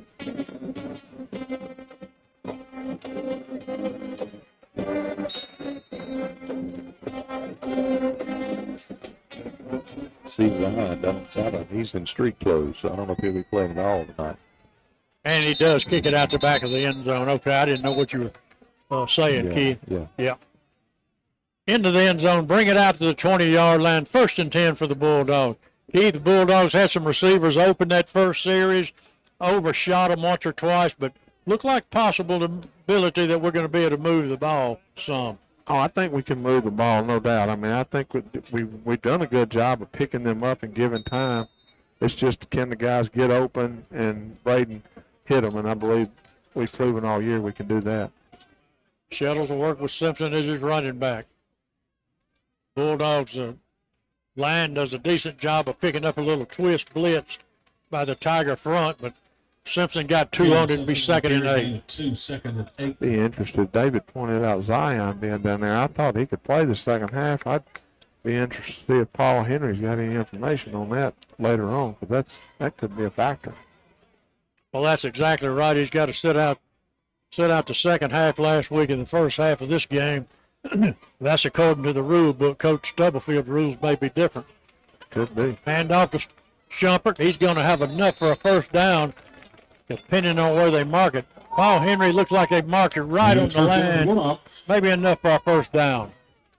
Looks like that was going to move and change for sure. And I tell you what, this is the old school New Albany River football. Almost like a playoff atmosphere here tonight. No question about it. You can feel the electricity in the air. First down of the ball game for the Bulldogs. Shettles brings Shaw in motion. Hands it to Simpson. He's going to pick up 2, maybe 3. Stays on his feet. Going to wind up getting about 5 out of it. Nice job by Simpson. 2nd and 4. Well, I'm going to tell you guys, I said it before the game to somebody. I told them if we were going to win this football game, we're going to have to be physical, more physical than we've been all year. And I'm telling you, we are doing that right now. The offensive line doing a super job. And, of course, Simpson, he's been physical running all year. Shettles back to pass. Plenty of time. Looking over the middle. He's got Shumpert. Can't hold on to it. Had him at the 40-yard line and couldn't hold on.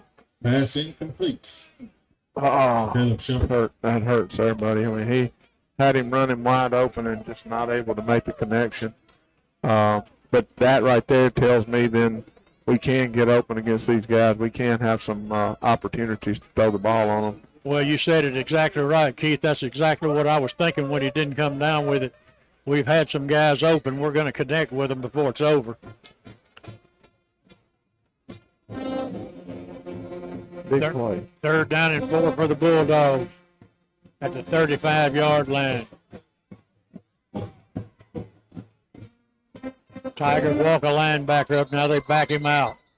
Now we've got a timeout on the field. We're going to take it with them back. It's finally game time. The smell of the fresh cut grass, the sound of the drums as the band gets ready to perform, and of course the roar of the crowd as our hometown New Albany Bulldogs enter the field. Jody Walls and Brady Brock with Gumtree Mortgage here in New Albany remember those days and agree they were some of the best. They also want your mortgage experience to be the best as well. They pride themselves on excellent customer service and establishing a personal connection with their clients. They also have the knowledge and programs to fit your mortgage needs. So whether you're building, buying, or refinancing your current home, they want to help. Call them and set up an appointment today. Jody Walls and Brady Brock with Gumtree Mortgage. Let them help make your dreams come true. Go Dogs!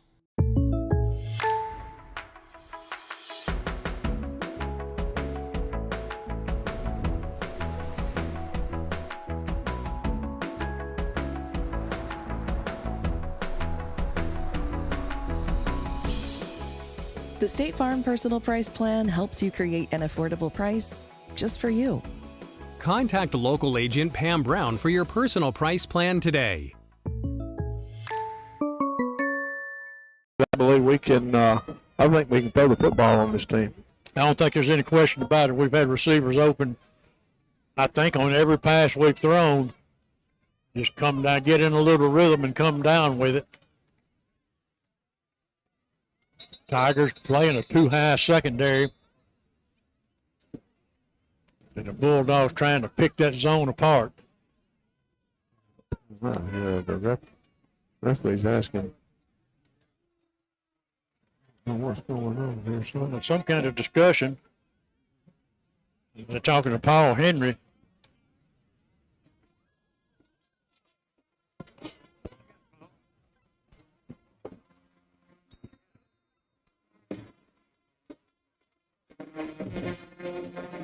What you got, Paul?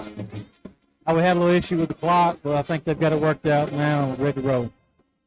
1st and 10 for the Bulldogs right at midfield. Hand off to DJ Robinson. He gets the edge. He's got a little running room down to the 40-yard line, taken down right at the 40. Going to be real close to a first down. It's going to depend on the spot. I think they're going to park it just shy with about 2.5 seconds a yard to go. Well, good job there by the Bulldog offense, mixing it up a little bit, bringing a little different look there with DJ around the corner. DJ showed the speed we know he's got. Big play on first down. Robertson and Bolin wide to the right. Shaw comes in motion. Hand off to Simpson straight ahead. He hits it, and he hits it hard down to the 36-yard line. Gain 4 on it. It'll bring up a 2nd down and 6. Now, again, good job by the guys up front doing some blocking. We were talking about it earlier. Our offensive line, we've got one different guy in there. Who did y'all say, number 77? That's going to be Hernandez, playing a 10th grader, playing in that left guard spot. Tigers shift to a 3-down lineman set. Now they walk a backer up. Shettles back to pass. Got all day looking, trying to get it to Bolin. That's pass interference. Gets there, and that comes a late flag. No way around. I thought for a minute, surely he's not going to not call that one. I thought if he didn't call it, we was going to hold you down up here. Golly, there was no doubt that was pass interference. Jeb went up to get it, and the man tackled him while he was in the air. And he came in and made the right call. Good call. Pass interference. Good job that time by Jeb getting behind the defender, and Braden put it on him, and just no way that wasn't going to be pass interference there. Good job by the offense. Holding possession of the football, moving it down the field. Clock at 2 minutes left here in the first quarter, trailing the football game 7-0. Bulldogs started this drive on the 20-yard line.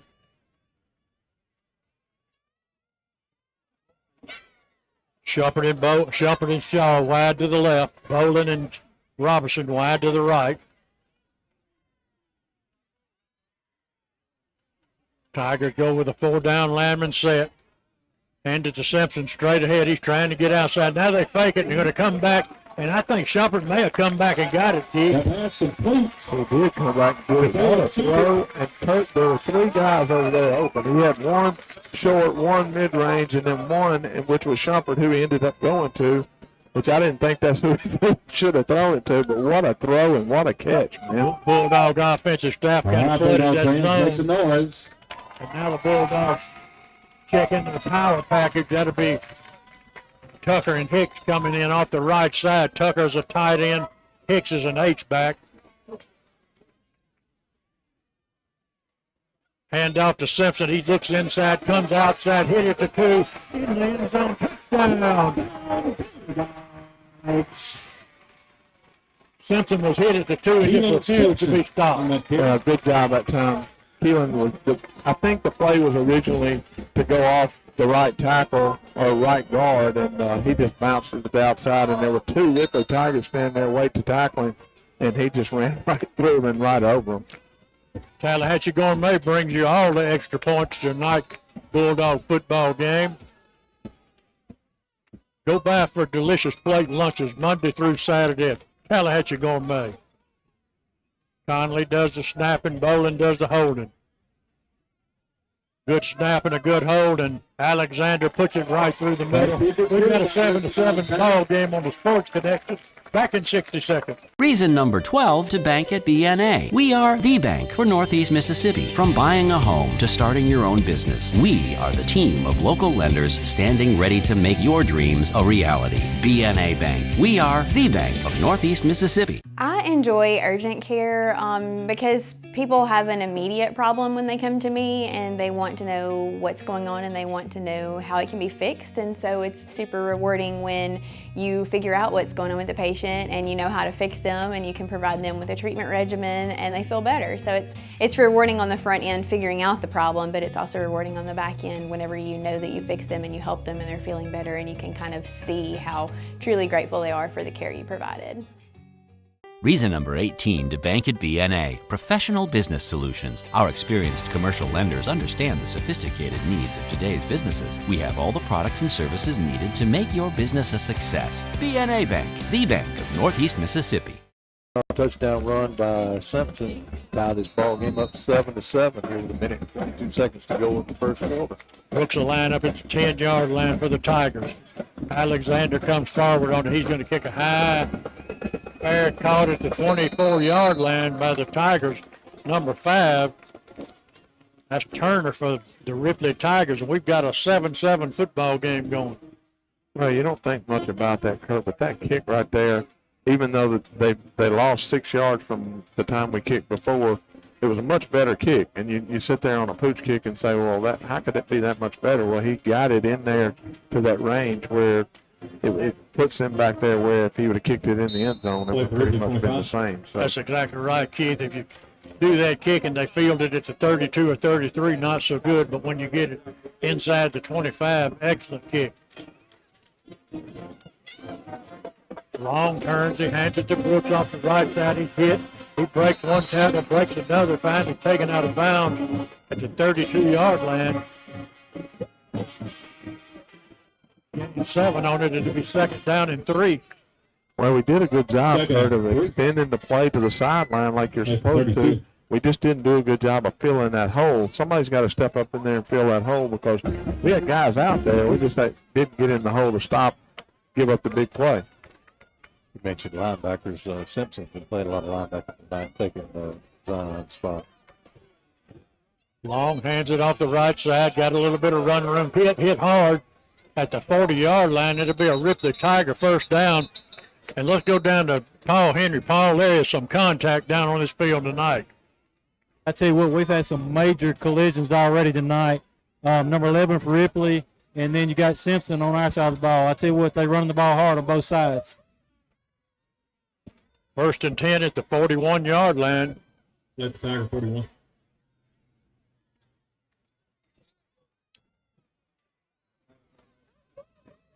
That's Long going to work with a two-back set.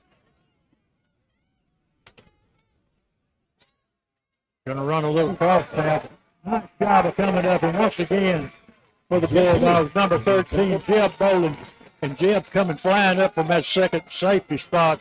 He's playing it just like he drew it up. Well, great play by Jeb. Good job by the guys up front. They clogged it up. They were wanting to run the ball between the tackles. There just was nothing there, so he cuts it to the outside. Jeb makes an excellent play there. Going to lose a yard for Ripley on that play. I'm not sure how big that guy is, but number 4 is about the smallest fella on the whole field. He's hard to see coming out there. I don't know how Jeb saw him coming around the corner, but he kind of hiding behind all those guys there. That's the end of the first quarter. You're listening to Sports Connection, WNAU. It's 60 seconds. Insurance agencies and companies may appear to be the same on the surface, but you'll discover a world of difference when you look a little closer. The biggest difference is the people who serve you. At Collins Insurance Agency, we've been through the good times and the not-so-good times, too, always serving the people of this area with the very best in insurance coverage from some of the world's finest insurance companies. Collins Insurance Agency in New Albany. What will I find at Van Atkins?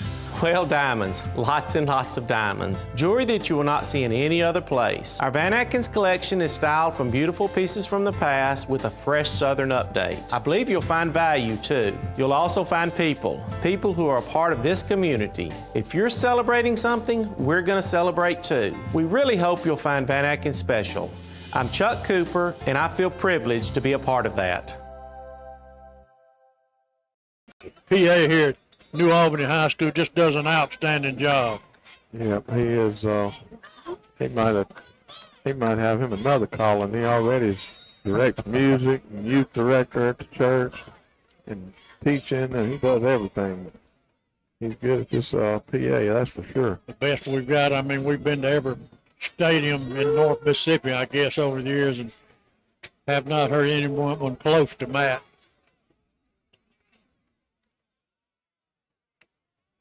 Long rolls to his right. He's looking. He's going to throw it back to the backside. Step for step chase down the sideline. Good coverage over there by Cortland Earl. Well, super job by Cortland that time. They picked that running back. They brought everybody to the right like they were going to flood the zone over here on their right side. And Long just popped up and tried to throw it back with him doing just a little streak route down the sideline, and Cortland never let him go right there, man to man, no problem. Got some group. I don't know what you say. This was the 74, 73, 74, something.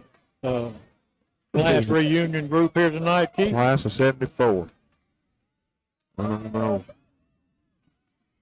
Bunch of young people down there. Marcus, When did you graduate? I'm a year older than that bunch. You never would know it by looking, though, would you? Play 46.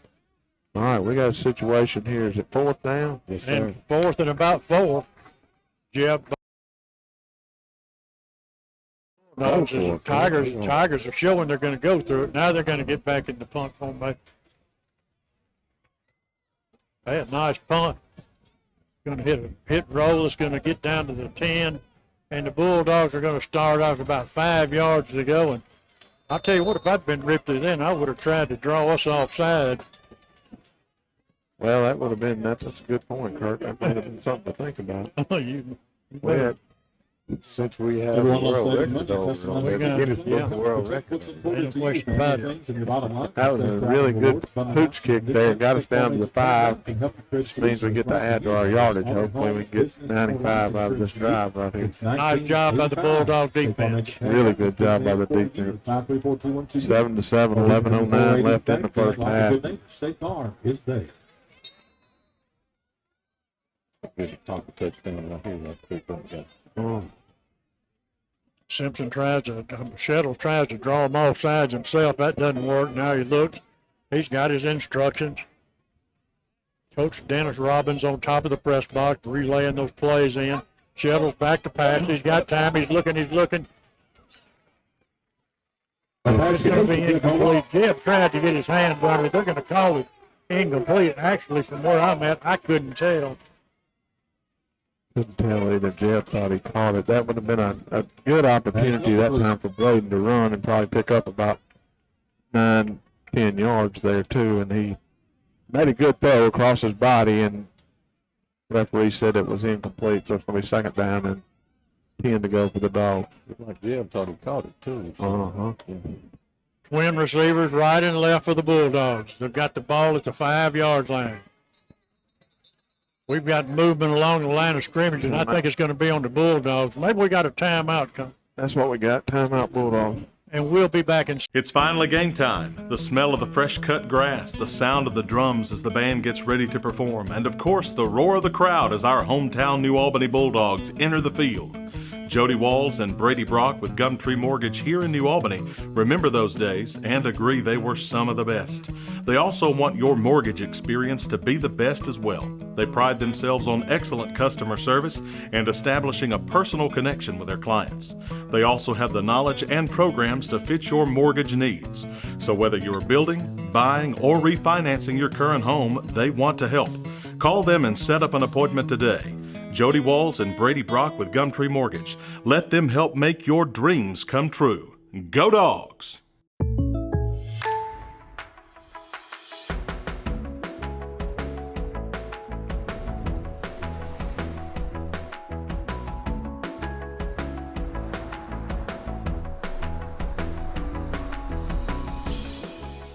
The State Farm Personal Price Plan helps you create an affordable price just for you. Contact local agent Pam Brown for your personal price plan today. Faulkner's taking a 13-8 lead over Ashland. East Union's taking a 15-14 lead over Walnut.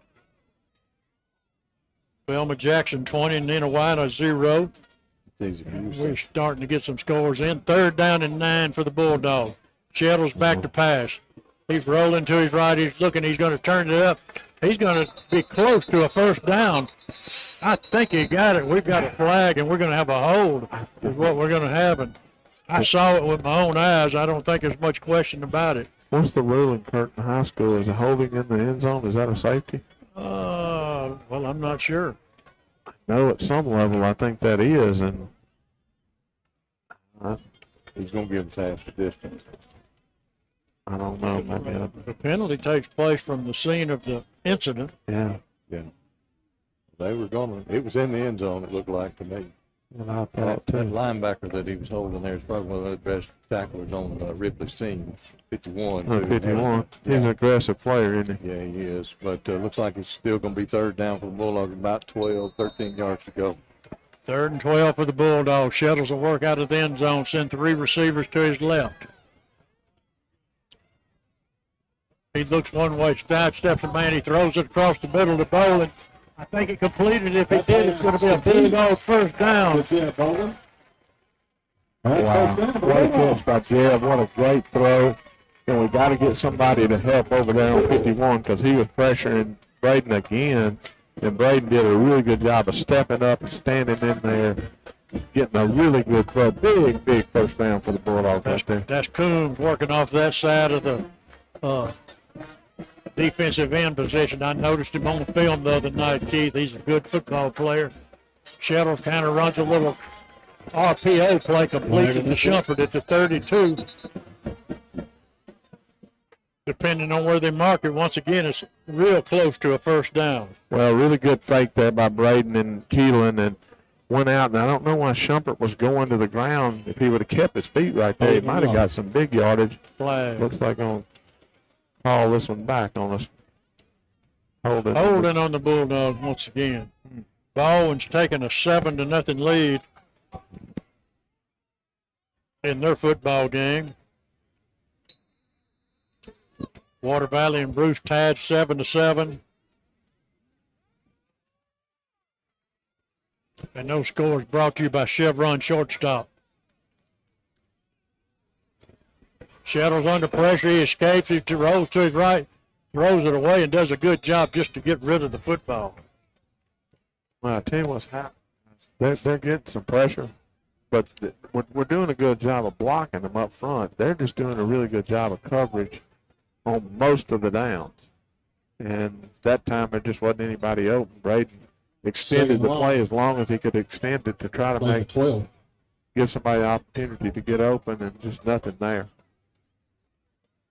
Senatobia leads North Pontotoc 14-0. That's in the second quarter. 2nd and 20. Shettles throws a little bubble screen to Shaw. Picks up a great block. Down sidesteps a man out to the 23-yard line. He'll pick up half of it. It'll be 3rd down and 10. Oh, man, Kurt, I'm telling you, dude, if he would have cut that ball to the outside, there might have been some really big yardage that time. Really good job of getting out and making that block out on the defensive back from one of our linemen. Looks like we got another Tiger down on the field. While he's down, let's send it to the station. Back in 60 seconds. Reason number 12 to bank at BNA. We are the bank for Northeast Mississippi. From buying a home to starting your own business, we are the team of local lenders standing ready to make your dreams a reality. BNA Bank. We are the bank of Northeast Mississippi. I enjoy urgent care because people have an immediate problem when they come to me and they want to know what's going on and they want to know how it can be fixed. And so it's super rewarding when you figure out what's going on with the patient and you know how to fix them and you can provide them with a treatment regimen and they feel better. So it's rewarding on the front end figuring out the problem, but it's also rewarding on the back end whenever you know that you fix them and you help them and they're feeling better and you can kind of see how truly grateful they are for the care you provided. Reason number 18 to bank at BNA, professional business solutions. Our experienced commercial lenders understand the sophisticated needs of today's businesses. We have all the products and services needed to make your business a success. BNA Bank, the bank of Northeast Mississippi. All right, take it away. Kettles has got 3 receivers, wide to the right, 2 to the left. Back to pass. Plenty of block. Now the pocket just collapsed on him, taken down at the 20-yard line. It'll be 4th and 10. The Bulldogs will have to punt the football away. Well, Ripley got to give them credit there. They're just doing a good job of getting pressure. And that time, Conley came from the center position and got out there to the end and got on him. But there was another defender coming from the middle of the field, and they just closed it down. There was nothing for Braden to do. He tried to cut it up and get a little extra time. Nothing there. Big punt right here for Johnson. If he's ever going to get one of those good ones off, now's the time. Martin will be back deep for the Tigers.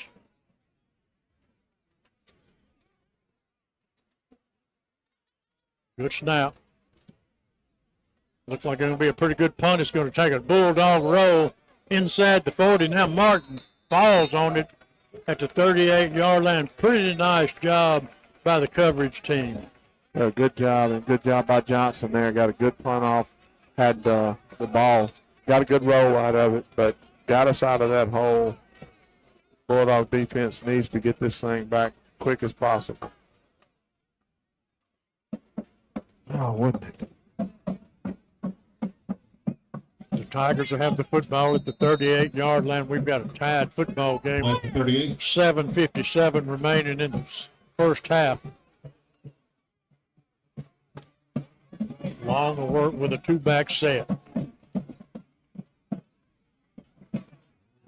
Got a little bit of running room, does Brooks. He's going to have a little bit shy of a first down. Now we've got a late flag coming in. We're going to send it down to Paul Henry. He's right on it. Paul? Yeah, Levin hurdled one of our players, and by rule, you can't do that in high school. I did not know that, Paul. Rules kind of been placed to protect the players. They just can't leave their feet because it makes them real vulnerable to a good league. They're trying to figure out exactly where they're going to mark the football. They're going to mark it from the scene of the violation, and they're going to take it back. That's going to be 15 yards, guys. That's going to be all the way back to the 30-yard line. It'll remain first down. It'll be first and about 18. Learn something every day, don't you? I did not know that rule. I didn't know it either.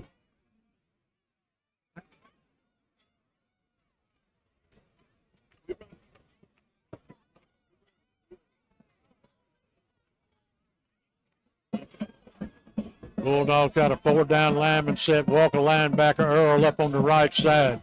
Trying to get outside over there, picks up one block, but nowhere to go. Good job by the Bulldog defense. Give him 2 on it. Got a penalty on them holding. I know they were holding Conley that time. Bulldog staff might elect to decline it. We'll see. It's already. It'll be 2nd and 18. They're going to take the penalty. They're going to back these Tigers up as far as they can. It remained first down at the 20-yard line. I like that decision to take it in a game like this. Field position could be everything, so keep moving it back. It looks like it's going to be first at about 28 to me. 20. Long back to pass, under pressure. He's throwing it as far as he can. He's got a man. Incomplete. Number 5, Martin, just couldn't hold on. Turner couldn't come down with it. He had a step on Cameron, but he couldn't come down with it. Well, Cameron's doing a good job out there with him one-on-one. He's giving up a little bit of size. Number 5 for Ripley is a good-looking athlete, good receiver. I noticed on film that he's their go-to guy in the passing game, but Cameron did a really good job there one-on-one. We got another darn penalty, and this time it's going to be on us, and it's a big one again. I missed what it was. Good. Over the pass, automatic first down. Paul, I think they had a roughing the passer on that last play.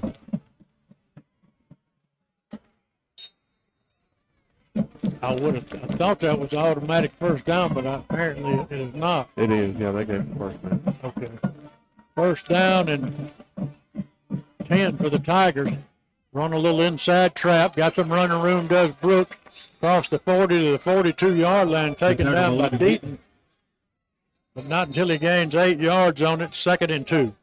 Well, a game like this, Kurt, you get those penalties, that move them back, and then we give one back up. And game as tight as this one is, penalties and mistakes and all those things are going to be obviously play a big factor in this game. Kind of a little misdirection play they run, Keith. They do a good job of Brooks really hits it hard when he hits it. Yeah, Brooks is a really good player for them. He obviously plays linebacker and running back.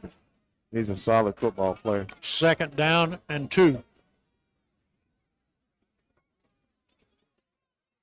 Right at the 43-yard line. Long hands it to his up back, takes it, pulls it back out, and he's taken down from behind. And once again, that's going to be Ethan Conley. I don't mind saying it. That's your nephew. He's having the game of his life so far, Keith. Well, I can promise you, he's playing a good game. I promise you, they talked about it at his house this week because this is a big game for the whole family. I promise you that. But did a really good job. Ripley was really lucky right there, guys. They long and the running back couldn't decide which one was going to take it. Fortunate for them, they didn't fumble the football. 3rd down, it's a long one or a short 2.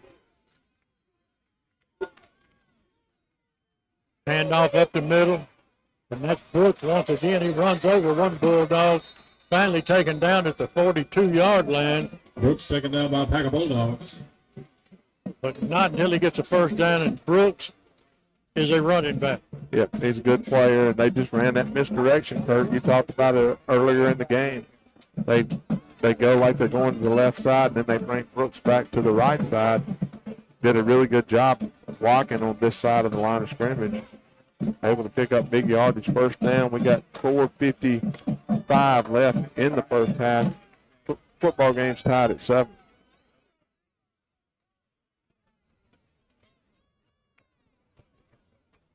Hand off to Brooks. He's trying to get the edge. He's got it. A Bulldog came flying up, but then didn't get the tackle made. Give him 5 on it down to the 35-yard line.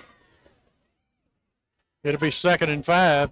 Well, he was, as you said, just able to get to the edge, and we've done a really good job most of the game of our defensive ends or our outside linebackers of turning that play back in, and then there would be Bulldogs there. That time we weren't able to turn it back in, able to get around the corner, get 5 yards on first down. I thought that was Shaw that came flying up, but couldn't quite make the tackle when he got there.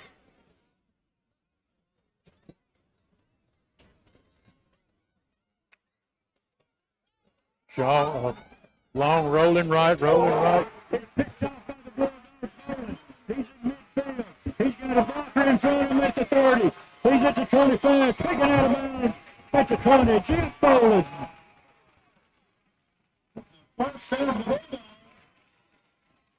Big play right there by Jeb. I'm telling you, that they try to get long, rolling out to the right side, and he flooded the zone with 2 or 3 different receivers, and Jeb wasn't covering the guy that he was trying to throw the football to.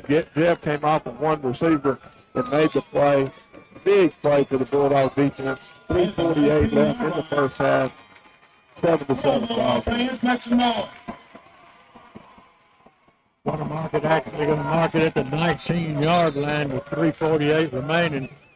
First quarter, I don't know how far that return was after the catch, David, but it was a good 35, 40 yards. It was a long way.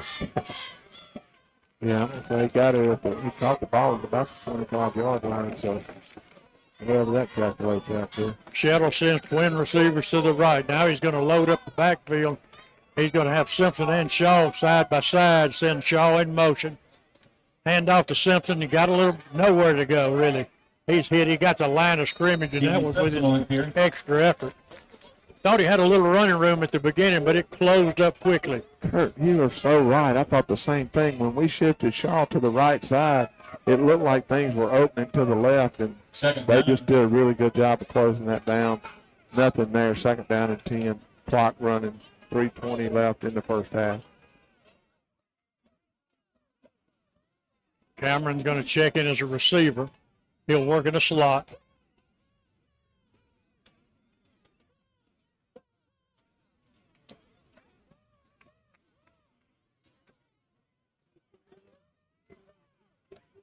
Shettles is back to pass. He fires a bullet to Jeff Bolden. I don't know where he got his hand under it or not. They're going to give him a completion on it. I actually thought it might have hit the ground. No, I agree with the call. He did get down and get it, and just a little pass was obviously a little bit low. I think had the ball bent, waist high or whatever, he might could have made a move and got the first down. 3rd and 4 at the 13. 2:30 remaining. Shettles rolls right. He's looking. He's got a man. Shaw, incomplete. Couldn't come down with it. I thought he reached out to try to get it. I thought he might have got it. And Shettles is a little bit shaken up on it, guys. Well, I don't know what the rule is on calling roughing the passer and stuff, but if they want to call it, they could have called it there too. We ran our kicking team out like we were going to try to kick a field goal, Kirk, and we're bringing them back. And I'll be honest with you, if Braden is okay, I like this call.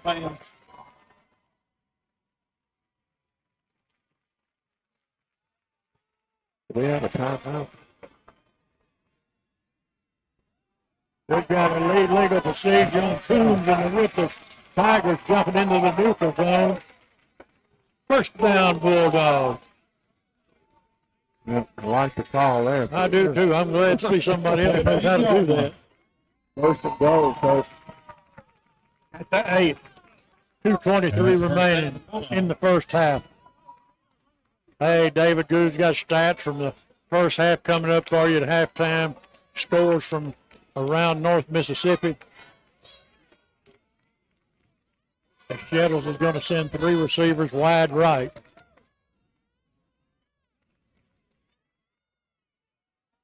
Back to pass. He dumps off a little screen. He completes it. It's 5 in the end zone. That's going to be Simpson.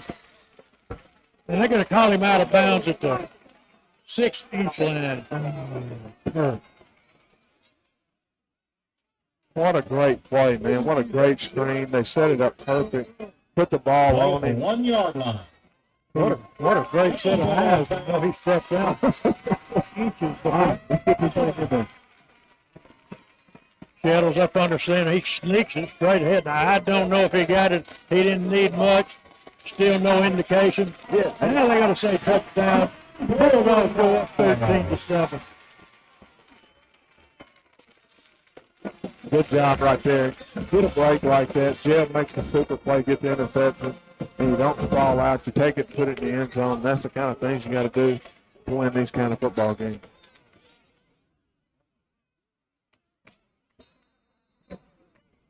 Shettle's a tough young man because I can tell his hip or leg is hurting him a little bit. Yeah, I don't know what that time he got sacked on that play or got hit as he was throwing the ball. Tallahatchie Gourmet extra point. By Alexander. It's up, it's high, it's long, and it's good. Bulldogs 14, Ripley Tigers 7, back. Insurance agencies and companies may appear to be the same on the surface, but you'll discover a world of difference when you look a little closer.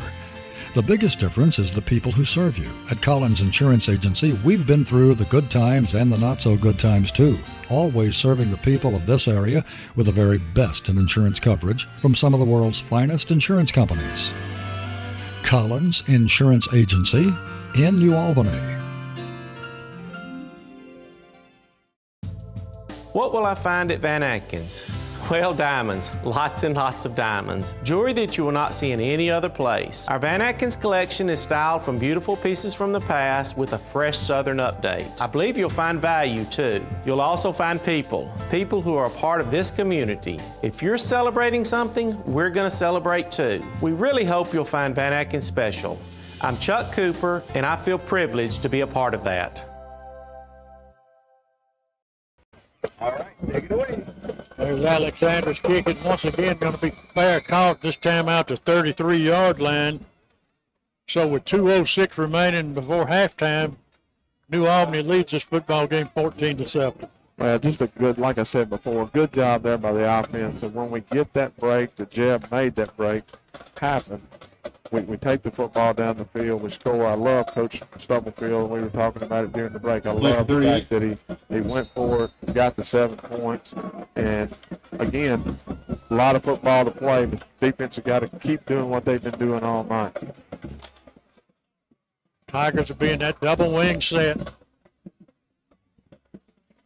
They'll fake it straight ahead, run the option, long pitches it to the pitch man.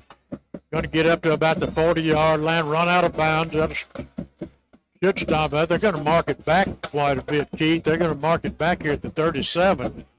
Give him about 4 yards, 2nd and 4. But he did get out of bounds and stop the clock.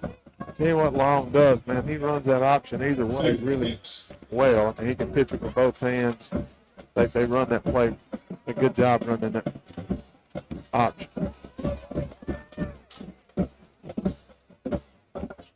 This time he gives it to the dive man straight ahead to the 40-yard line. Picked up about 3 more. Third and 3. Third down and 3. As the clock runs, Ripley in no hurry whatsoever. They're not going to get in a hurry-up situation and turn the football over, apparently. Well, good job by the guys up front for the Bulldog defense right here. Love to see a stop right here, guys. The Bulldogs might try to get another point, 2 more points. They're going to hand it right up the middle, and he's not going to get the first down. No, he had to blow the whistle. Come on, dude. He didn't get anything on it. They might have gave him a half a yard. It's going to be 4th down and 3. Look for the Bulldogs. May take a timeout. Force the Tigers to punch this football away. Right up here, surely to goodness. Let's see, we got 30 seconds on the play clock, so they can let this thing run down to right at 30 seconds. 4th and 2, play 41. Surely they wouldn't go for it. I wouldn't think, but maybe they're going to go for it here. Wow. Don't jump off sides, guys. No, they're going to try to pull us off. Don't do that.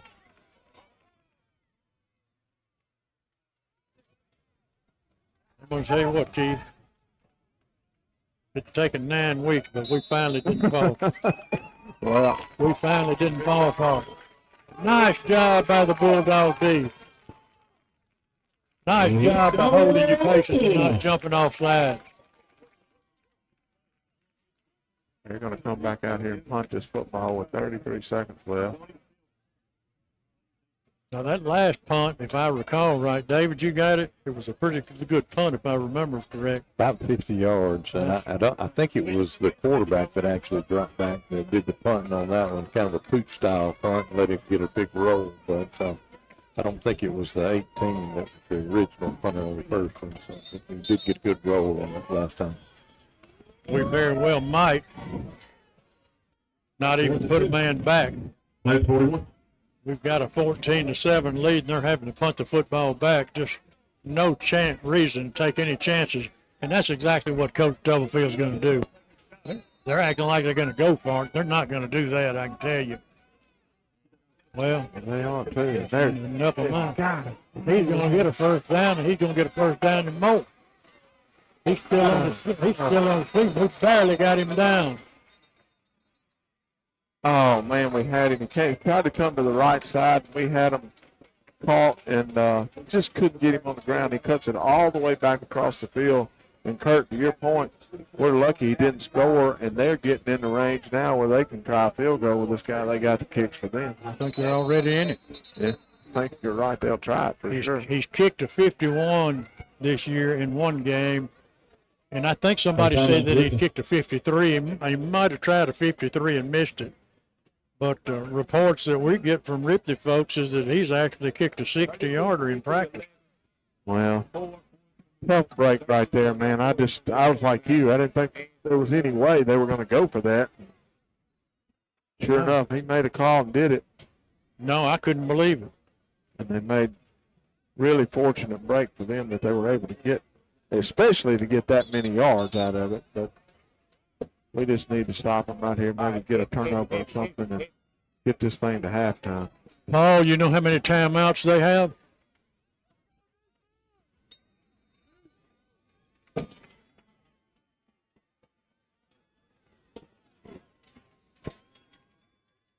And off to Brooks. He's the big, strong running back. He's hit at the line of scrimmage. He got 1, maybe 2 yards out of it. 9 seconds remaining. The clock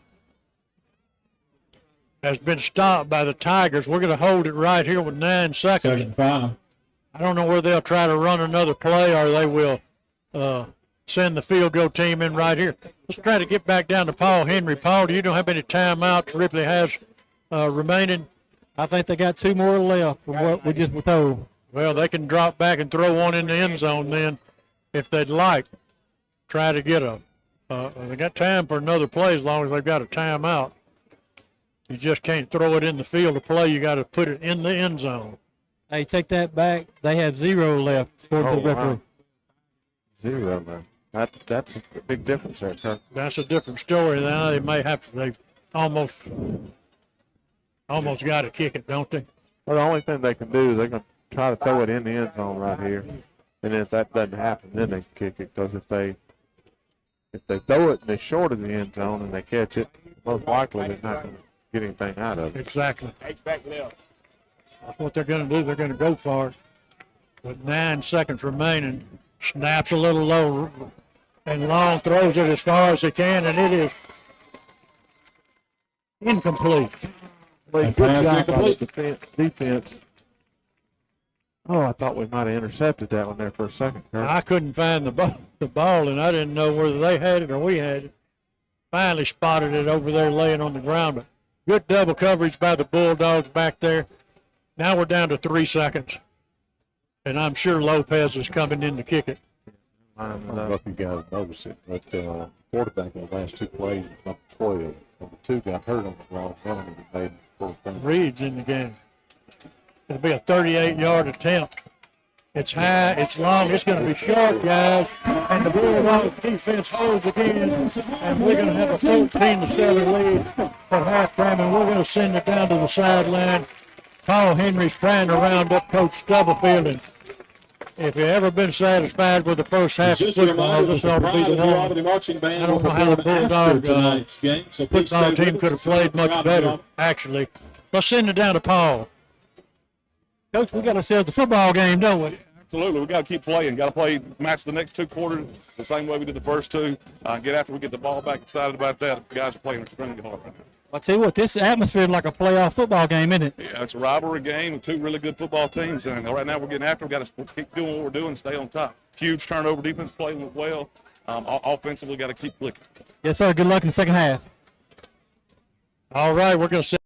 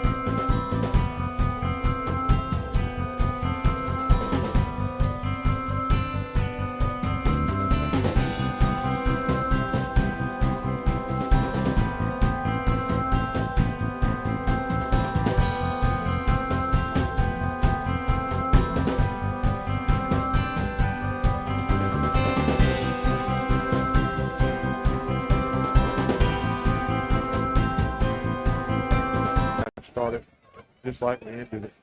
Intense, playing physical. We're back with second half action. The Bulldogs lead 14-7. 14-7 the score. We're ready to get it underway.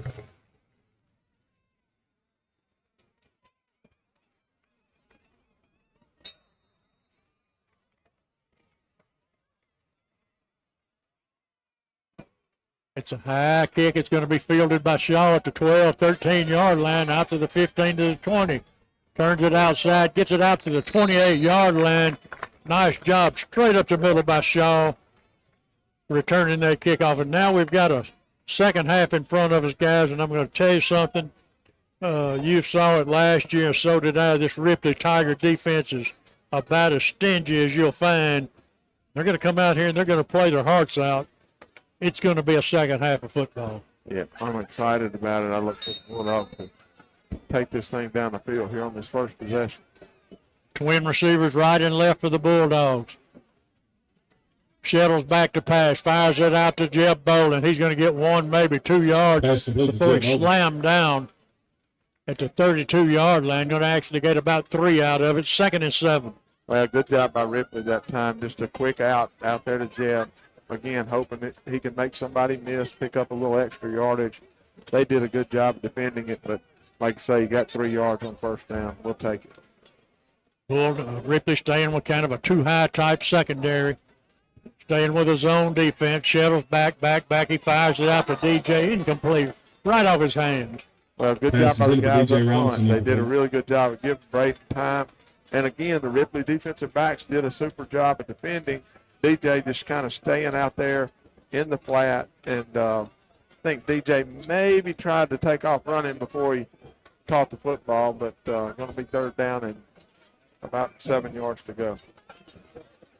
Just underway from New Albany High School, second half, and New Albany leads this football game 14-7.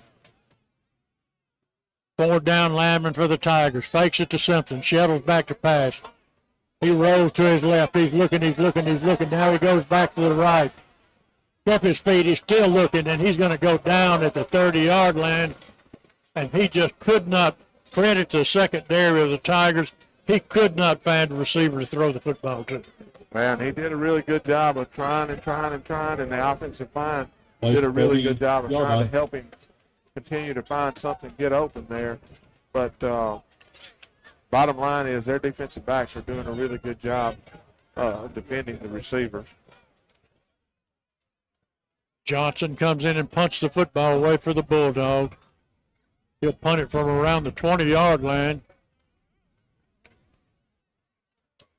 Got a good snap. He got it off the side of his foot. It's not going to be a good punt at all.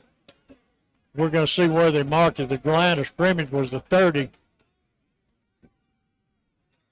Mark it right at the 50-yard line, Kirk. Well, we got lucky to get 20 yards out. We got a good mark out of that. Because that ball was punted way out of bounds. Be a 20-yard punt if my math is correct. 1st and 10 for the Tigers. I don't know what happened to Ethan Conley that time. I could tell after the last offensive play he was hurting down on the sideline over here. I don't know what's going on there, but looks like a cramp. Looks like they're working on a cramp, Keith. I hope that's what it is. I wouldn't think it would be around here, but Tigers are going to start out the second half in a wishbone formation. Long up under center. And that is going to be Reed. Long came up limping on that last play or the play before last. It's the second half, and it looks like Reed's going to work at quarterback. Got a penalty on them. Illegal procedure going to cost them 5. Now, this isn't much of a subject. Long is about as good a ball player as you'll ever find in high school football as far as that goes, but Reed has played. Long was coming off of some surgery, and Reed's played most of the season for the Tigers, so it's not like they got a guy back there that hadn't played any. Hand off to Brooks off the right side, 2 yards. Still fighting, but a good job of locking up Portland Earl. Jeff Bolin on the tackle. A good job by the defensive front.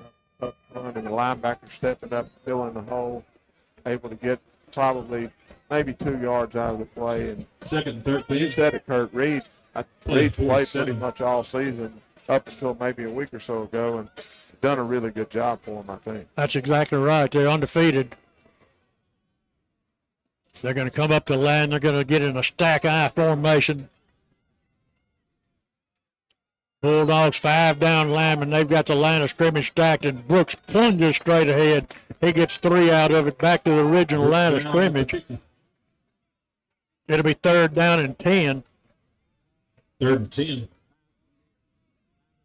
The Tigers like to play power football, and that's exactly what they're trying to do. But the Bulldogs, Keith, you notice they stacked 5 down linemen in the game. They're really loading up the box. Yeah, they're doing a really good job of loading the box, and that time it was kind of like they were in a stack. What do you say there? A triple stack eye that time and ran the football. 3rd down and 10, though. Big play for the Bulldog defense right here.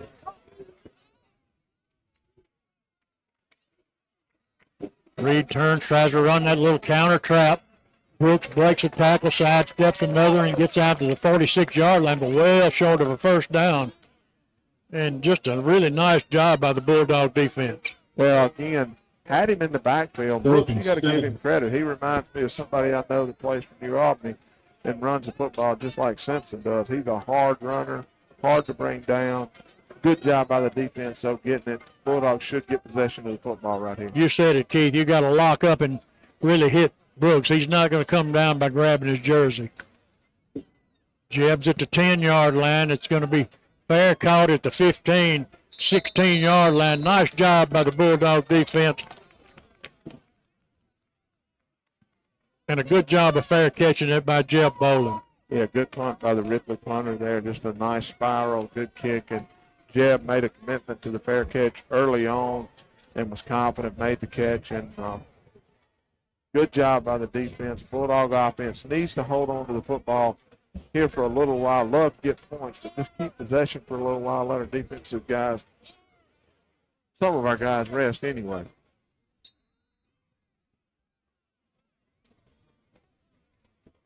Twin receivers left and right for the Bulldogs. Shelton's back to pass. He's look long now. He flares it off to his secondary receiver, Simpson, over here about the 18-yard line. Picked up about 4 on it. Well, you said it, Kurt. They just, again, offensive line's doing a good job of giving Braden time. The defensive backs for Ripley are just really doing a super job in coverage. And that time, Braden waited, and then just threw it at the last minute to kill him. Hand off to Simpson off the right side. He's hit. He keeps his balance. Drives out to the 24-yard line. It's going to be close to a 1st down. I think we're going to send it down to Paul Henry. Looks like about a yard short. Paul? Yeah, it looks like we're going to be at a yard short. Heck of a play by Keelan Simpson right there, punching it up the middle. Ethan Conley's going to go back to the ground. He's having cramp trouble. And number 67 is going to check into the football game for the Bulldogs. I noticed him over here working on his snapping the last 4, 5, 6 minutes. That's going to be Horn. That's going to be Horn, and Horn usually plays tackle. He's not been in there tonight. He normally is in there guard, and oh man. East Union's gone up 30-14 on Walnut. That's in the 3rd quarter. And I'll tell you, when those cramps set in, there's just nothing you can do about them. Try to get it out of there, but it comes right back. Hit boy some pickle juice. Take some pickle juice in it to help him tomorrow, but I bet it won't tonight. I don't know. Maybe it will. It's kind of funny you have them tonight. It's like it's anyway. Bulldogs going to go with a 2 tight end set. Hand off to Simpson, nowhere to go. He might have, I think he lost a yard. We're going to see where they're going to mark it, but I believe it's going to bring up a 4th down. 4th down and 1, and another thing to think about is Conley out with cramps. He's your long snapper too, and that could be a big factor. 4th and 1. Bulldogs have a power set in there. They've got Tucker in as a tight end, Hicks in as a H-back. They're lined up as if they're going to go for it. Trying to draw the Tigers offside. Now they look to the sideline. Waiting on instruction from the offensive staff of the Bulldogs. Don't think we're going to go for it. I said that a little while ago when Ripley had it, and they did. So now we're going to take a timeout, and we're going to take one with us. It's finally game time. The smell of the fresh cut grass, the sound of the drums as the band gets ready to perform, and of course the roar of the crowd as our hometown New Albany Bulldogs enter the field. Jody Walls and Brady Brock with Gumtree Mortgage here in New Albany remember those days and agree they were some of the best. They also want your mortgage experience to be the best as well. They pride themselves on excellent customer service and establishing a personal connection with their clients. They also have the knowledge and programs to fit your mortgage needs. So whether you're building, buying, or refinancing your current home, they want to help. Call them and set up an appointment today. Jody Walls and Brady Brock with Gumtree Mortgage. Let them help make your dreams come true. Go Dogs!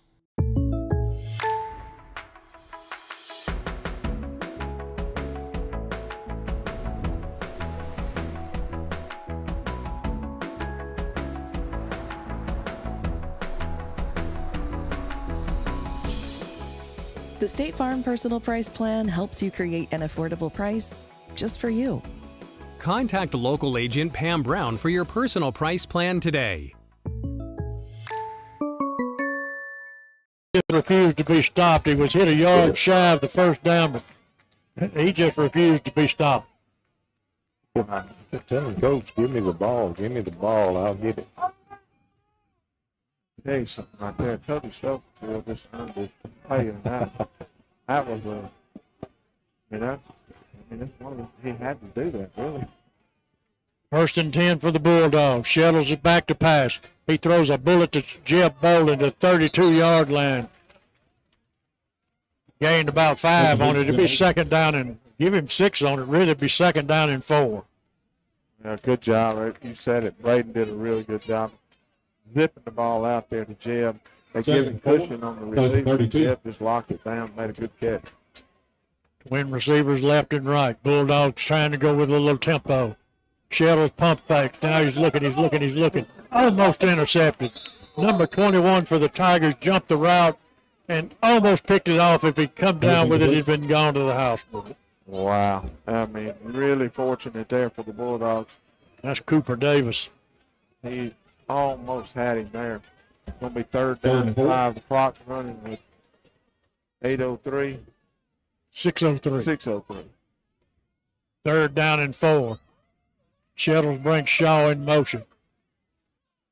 Hand off to fakes it to Simpson. Rolls to his right. He fires it to Shaw. He's got it. He fumble the football, and I think the Tigers from Ripley have got it. It popped out. Somebody stuck his hand in there, and Shaw fumbled it. It'll be 1st down for the Tigers. Oh, man, just trying to make a play is all he was doing, and had the 1st down, bounced back, and like you said, Kurt, they just reached in there and knocked the ball down out of his hands. Big play for the Ripley defense. Bulldog defense got to step up here. I think he actually had the 1st down and gave a yard or two trying to make a bigger play out of it, and that's when it popped out. Yep, I agree with you on that. You're just trying to make a play. You can't fault him for that. 1st and 10, Tigers. 34-yard line. 5:51, 3rd quarter. New Albany leads Ripley 14-7.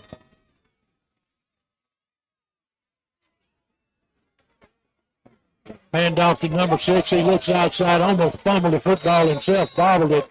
And the Dogs drive him out of bounds at the 39-yard line. He's going to lose 5 on it. It'll be 2nd and 15. And Brooks was at quarterback that play. Yeah, that's exactly who was there. And he just ran a guy in motion from left to right.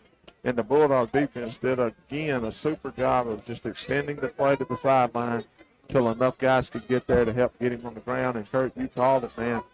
Fortunate for Ripley there. He bobbled that football. I thought he was going to fumble it. And Brooks will stay in at quarterback for the Tigers. Couple of receivers wide to the right. Bring a man in motion. Brooks fakes the handoff, keeps it off the right side. He's got a little running room. He made some more running room. Taken down at the 30-yard line by Cameron. Nice open field tackle by Cameron, but not until he gained about 10 yards on it. It'll be 3rd and 5. Well, Brooks, we talked about it. He and Simpson both really, really good running backs, and that young man there Third and five, just making left things 29. happen. That's all that was. I'm here to tell you, I hope they are, and I'm glad to see it. I don't want Brooks staying at quarterback, guys. That young man's trouble. He's there. He is there. They're lining Reed up kind of at an H-back. 2 tight end set with an H-back. Bring a man in motion. Brooks keeps it off the right side himself. He dives inside the 20 to the 18. Well, their coach, Kurt, has decided number 11 is going to be his man to win or lose this football game. We got to step it up and figure out how to stop number 11. Exactly. Ball on 19. 1st and 10 at the 19-yard line.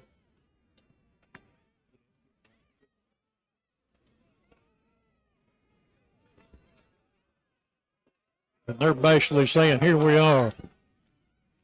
Now I think Reed's at quarterback.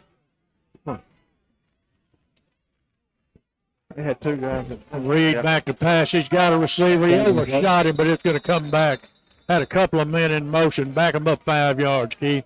Yeah, they definitely had 2 in motion, and that's somebody I was talking to at halftime that we better watch their tight end in the second half, and that's exactly what they were trying to do there, is go to the tight end.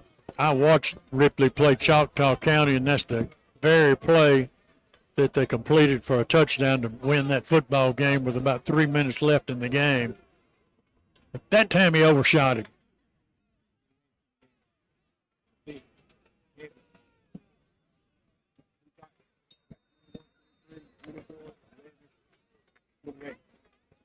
Tigers taking their time. Looks like Reed's going to stay at quarterback.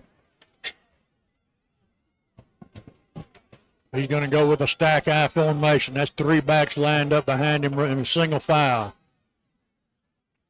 Fakes it to the first one, gives it to Brooks. The second one tripped up.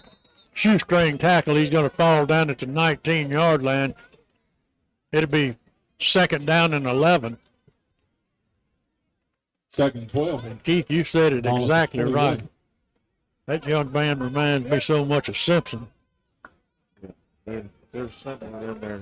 2 quality running backs in this football game, I can tell you. Actually, more than 2. Yeah. Wishbone formation. 2 tight ends. Reed pitches it to Brooks, trying to get outside on the right side. He gets out there, but he's driven out of bounds by Cameron. Can't tell exactly where they're going to mark the football. Looks like about the 16-yard line. Going to be 3rd and 7, and a Bulldog on the field, down on the field. And I think it's going to be another case of the cramps. Keith, you ready for a trivia question while we got the Bulldog down? Another offensive lineman down, too, I think. 55, I believe that's Cappy. That's who I think it's going to be. Yeah, we got a Tallahatchie Gourmet trivia question that one of us 3 in this group came up with, and I'm going to be surprised if we get an answer for this. This is a tough one, but again, Tallahatchie Gourmet, 316-4000. The first person to call in gets a $25 gift certificate to Tallahatchie Gourmet. The question tonight is, a former administrator from New Albany played baseball and ran track at Mississippi State. He also coached at Tupelo and at Baldwin in football. Did not coach at New Albany. He was an administrator here. Played baseball and ran track at Mississippi State. Coached football at Tupelo and at Baldwin. 316-4000 with that answer. That's going to be, that is Cappy, isn't it? Cappy, yeah. He's got the same situation. Paul Henry, we're going to come down to you to the sideline, but that looks like another case of the cramps. Definitely so. Hopefully these guys can shake it off and get back in there. Get our offensive line depleted here. 3rd and 7. Big play for our defense right here. They'll stay with a stack eye formation. Brooks will be the middle back of the 3. 2 tight end set.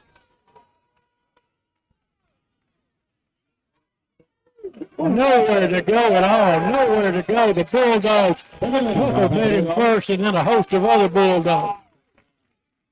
Wow, that was impressive right there, guys. Defensive front stepped up and made a play. They're going to bring their kicker back in and try to make this a 14-10 game with 2 minutes and 20 seconds left in the third quarter. Anyone knows the answer to the trivia question, 316-4000, call Terry Cook. Give him the correct answer. Field goal attempt is up. It's long, it's high, and it is going to be right through the middle. It's going to be good. 14-10, New Albany leads the football game back. Reason number 12 to bank at BNA. We are the bank for Northeast Mississippi. From buying a home to starting your own business, we are the team of local lenders standing ready to make your dreams a reality. BNA Bank. We are the bank of Northeast Mississippi. I enjoy urgent care because people have an immediate problem when they come to me and they want to know what's going on and they want to know how it can be fixed. And so it's super rewarding when you figure out what's going on with the patient and you know how to fix them and you can provide them with a treatment regimen and they feel better. So it's rewarding on the front end figuring out the problem, but it's also rewarding on the back end whenever you know that you fix them and you help them and they're feeling better and you can kind of see how truly grateful they are for the care you provided. Reason number 18 to bank at BNA. Professional business solutions. Our experienced commercial lenders understand the sophisticated needs of today's businesses. We have all the products and services needed to make your business a success. BNA Bank, the bank of Northeast Mississippi.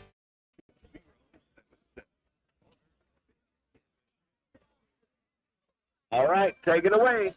Shaw will get back deep for the Bulldogs. We've got a 14-10 football game with 2 minutes remaining in the third quarter. Kickoff will be fielded by DJ Robertson at the goal line. He's out to the 5 to the 10. Picks up a block at the 15. Got a little bit of running room at the 20, out to the 26-yard line. Nice job of running the football by DJ. And Keith, we still don't have a winner on the trivia question. You want to repeat it one more time? Call 316-4000 if you know the answer and you get a $25 gift certificate at Tallahatchie Gourmet. Former administrator at New Albany, played baseball at Mississippi State, ran track at Mississippi State. He also coached football at Tupelo and coached football at Baldwin. 316-4000. East Union leads Walnut 30-22 in the third quarter. Seattle's back to pass. He's got time. Good protection. He's looking deep. He's got Shumpert at the 35, at the 30. He's going to take it to the touchdown. Shumpert got behind him, and there was not even a really good foot race after that. Right on the money. Come on, Lee.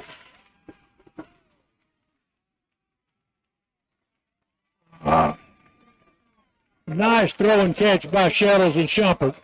And the Bulldogs go up 20-10 over the Ripley Tigers as Alexander comes in for the extra point attempt. Just a super job by the guys up front again, and Braden just gave time for Shumpert to get in position. Shumpert beat his man by 10 to 15 yards.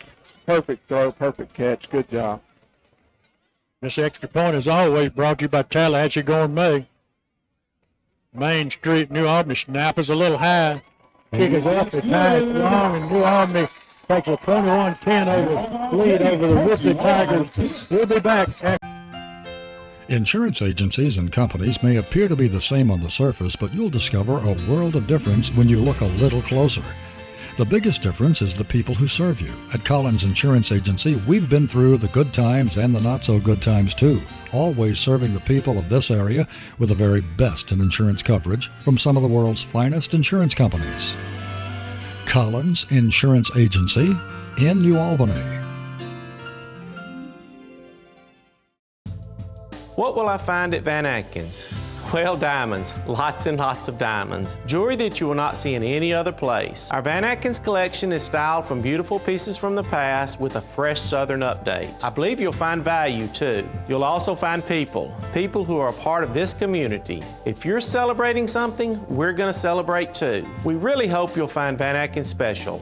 I'm Chuck Cooper, and I feel privileged to be a part of that. 6 remaining third quarter. And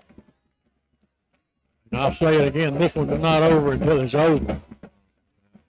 Alexander comes on, he kicks it again, high and short. This time it's not fair caught, it's caught at the 25-yard line, taken down by a host of Bulldogs and taken down hard at the 28-yard line. Looks like that might have been Deaton leading the charge for the Bulldogs along with number 27.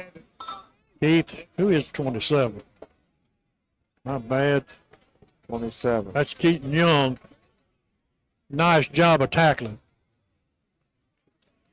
Well, just another good kick by Alexander to get it actually inside the 25-yard line. The Bulldogs got it. Like you said, I figured they would fair catch it. Did not fair catch it. And they're going to have the football at the 30-yard line, 1st and 10. Bulldogs work with a 5-man front. Trying to get outside on the edge. Got a little block in the back. Got away with it. Taken down to 35-yard line. 5-yard gain by the Tigers. Well, really good job by Jeff Owens coming up and taking on Brooks, getting Brooks out of the way blocking-wise, and then the rest of the Bulldog defenders were able to get there. They were able to pick up 5 yards on it, but again, we were able to make them cut back.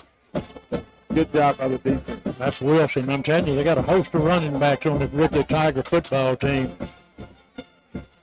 Kurt, we got a winner on that Tallahatchie Gourmet. Got a winner, all right.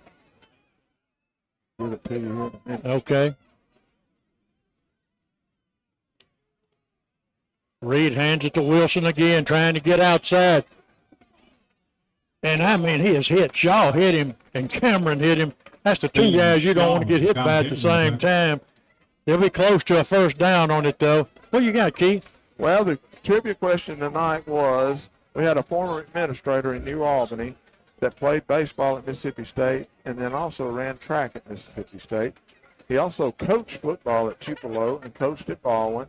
And the answer, for the longest, our school was named for this man, W.P. Daniel. And Alan Maxwell knew the answer. So he gets sent a $25 gift certificate to take his lovely wife to have dinner at Tallahatchie Gourmet.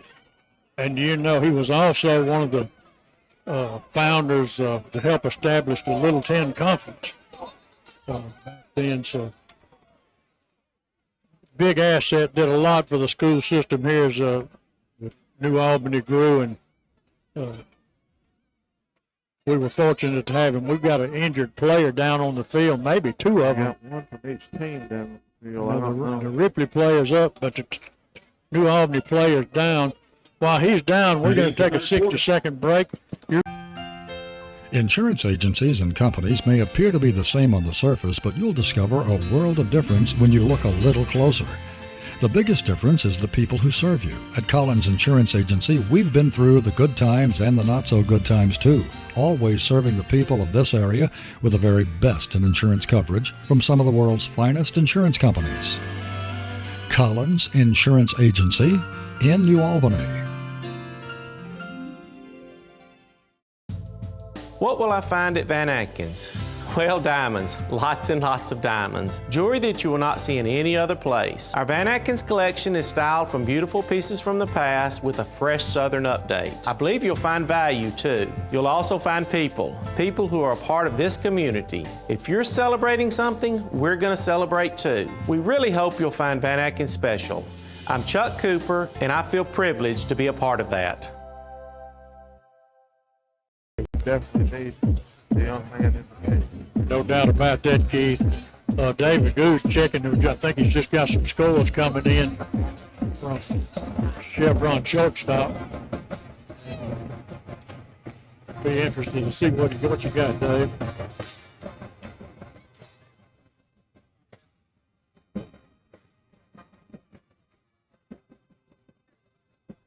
Which one?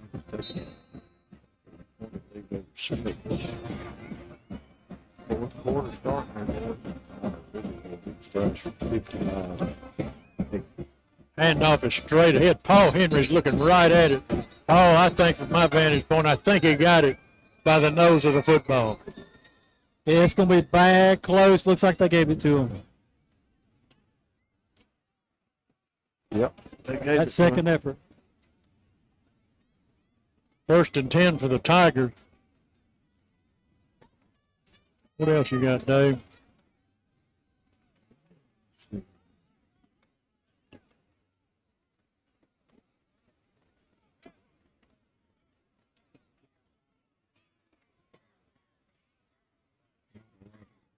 Coming up. Reed works at quarterback for the Tigers. He's going to turn. He's going to pitch it. He picks up a block. May have been a hold over him. He's knocked out of bounds by Cameron. Knocked out of bounds hard. They did call it. They were holding Cortland Earl, no doubt about it. The flag did fly, thank goodness, because no question about that hold. I know South Pontotoc and Valhalla were tied 7-6. Tied 7-6. That's right. That's close enough where I call it a tie. TCPS and Ball and 7-7. Big hold right there, going to move Ripley back. Going to be first down and 20 yards to go. I guess that's 20, maybe not 20, maybe 16. I see 48-0 over Central. That's fine. Central really struggling. Ripley is in the wing, double wing again. They're going to bring Brooks in motion. They're going to throw the ball, looking for the tight end. They're not there. Just a great job by our defense right there, Kirk. Nowhere to throw it. Reed did a good job of throwing it away. Well, he did, and that's exactly what they were looking to do, is they were going to throw that ball down the middle of the field, and Deaton was there all over his man, Jeff on his man. Super job by the defensive coaching staff preparing for that one right there. Third quarter, South Pontotoc 14, Valhalla 6. Senatobia 35, Played 42. 18, 7, fourth quarter score. It'll be second down and 20. Run that little cross trap again. And once again, Brooks is taken down by Shaw, but not until he got about 12 yards on it. It'll be third down and 8. Oh, so close to having him in the backfield, Kirk. This wasn't meant to be to get him down there, but good job by the defense. Good job coming up and making the play. Third down and 8 yards to go from the Bulldogs' 48-yard line. With 20 carries for 124 yards. Big play in the football game right here, guys. Big game. Third down and 8. We are in the fourth quarter here at New Albany High School.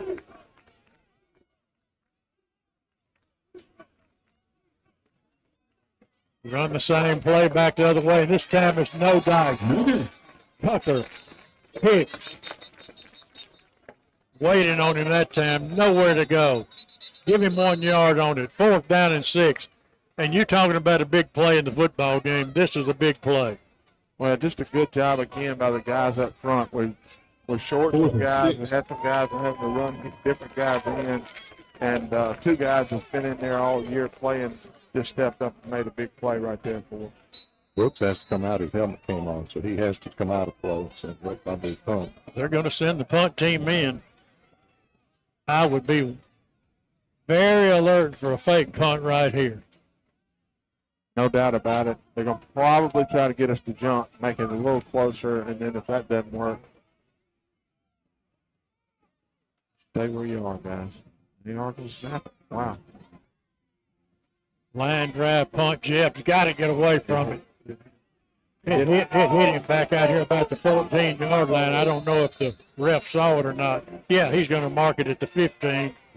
And that time, that's one of the few that's landed on us this year, but it was a low line drive, and Jeff just could not get in position to try to catch it. Well, just really, I was a little bit surprised by how quick they punted that football. I thought they might try to draw us off sides or something. But 9 minutes, 37 seconds left to go in the ball game, guys. You're on the lead 21-10. So big drive here for the Bulldogs. We put together 7 first downs. Be great. Run some clock, David. 2-back set for Shuttles. Handed to DJ Robertson. Hit in the backfield. Nowhere to go. Spins away from one man. Then tackled from behind. He's going to lose about 5 yards on it. Back to the 10-yard line. It'll be second and 15. Not judge that time. pulled his flag out to throw it. Like he was going to call holding is what I thought he was about to call. And then he just decided not to and stuck it back in the game. He'll do that one more time. We'll buy him a hamburger after the game. We got a Ripley Tiger down on the field. There's a lot of cramps going on tonight. I'm surprised, this late in the season, you just normally don't see it, but it's on both sides of the football. Yeah. I believe that was 51. It's down. That's Coombs. He's the big tight end. Our defensive end really does a nice job. He is one player that I really noticed. I watched them and Amory last week on film, and he really played a whale of a game during that ball game, and he's a good football player. Yeah, he's a no good and plays hard. This is a good football team they're playing tonight. There's no doubt. You can see why they're undefeated. Hey, so many of these guys, I remember when they were ninth graders, we played them here.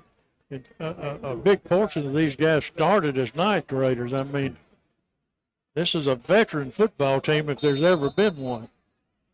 All right, guys, let's run some clock here now. My understanding is 9 of the 11 defensive starters are seniors. Second down and 15. Shettles and Simpson talk it over. The clock runs. We're at 9 minutes. DJ comes in motion. Shettles back to pass. Looks for Bowling. He can't find anybody. He's rolling to his left looking. Now he dumps it off trying to get a nice job of trying to get a back shoulder over to DJ. It goes incomplete. Well, just a good job that time with them again defending. We were trying to throw the ball over to the left side, to our right side. Nobody open, and Braden rolled back to the left side. Again, had an opportunity if he wanted to run that football. He could have picked up some yardage, chose to go with the back shoulder to DJ and just not able to make the connection. He actually tried a little stop and go with Jeff. And if he'd really let it go at the right time, he had him open. Yep. Third down and 15. Shettles back to pass. Good job out of the line. He's got all day. Fires it into the middle. Incomplete. He overshot Shaw. And this Ripley secondary just sitting back in a zone, trying to keep everything in front of him, doing a nice job. And that time Shaw was certainly open enough to catch a football if it had been on the money. Yeah, he locked down. Shaw did a really good job of finding the spot in that zone that you were talking about. And Braden just missed him, threw it over his head. Big play right here for Johnson. He's done a good punt. He's done a good job punting all year, but he's had a rough time of it tonight. This one's going to be a little bit better. It gets up, it turns over, it hits at the 45, it bounces right out to midfield, so that's going to be about a 34-yard punt if I remember the ball was on the 10. Ripley Tigers have it in Bulldog territory at the 46-yard line. We're calling on the defense again, guys. Just not much happening there where the offense got the penalty early in that drive, moved us back a little bit, or the sack, I should say, of lost yards. Don't need to give up anything quick. That's the main thing. Okay, they finally moving the chains. I thought, did we have a flag or something? For some reason, the chains had not moved. I think they had trouble with the chain itself. 8:31 the situation, fourth quarter. New Albany leads 21-10. What we've got to do here, guys, is we've got to make Ripley work for everything they get. As I got a final score, Northeast. Oh, I'm sorry. Northeast is going up 30-17 with 3 minutes and 9 seconds. Ripley's going to have a first down here at their own 44-yard line. Reed's going to send three receivers to the right. He's going to drop back to pass. He throws it as far as he can, and it's going to go incomplete. And once again, back there, Cameron for good coverage, Steve. Well, I tell you what, Coach Murphy's done tonight. He put Cameron, number 11, out there and said, son, tonight you got number 5, you need to stop him. And he has done a good job of doing that tonight. He's one-on-one right there. It just made us third play. Cameron's a good football player. I tell you, the throw was on the money. It's going to be a flag, and it's going to come back. I don't know if we got a David good song. We got a hold or personal foul, Dave. Personal foul against Ripley, bringing it back 15 yards. First down. Trying to get back through the Plays for 34. Their lineman, I think, was grabbed him and slammed him. As some of the officials I've seen on the YouTube here like said, he was giving him the business. All the way back to the 29-yard line. It'll remain first down. It'll be first and I'm going to say that's take mine and your shoes, both of them. Yeah, I'm going to say that's 25, first and 25. You got it about right, Kurt. As Reed goes with a 3 wide receiver set to the right side again. We've got flags all over the field, and we got illegal procedure on the Ripley Tigers. All the Bulldogs trying to get a little bit of momentum going and get this game out of reach.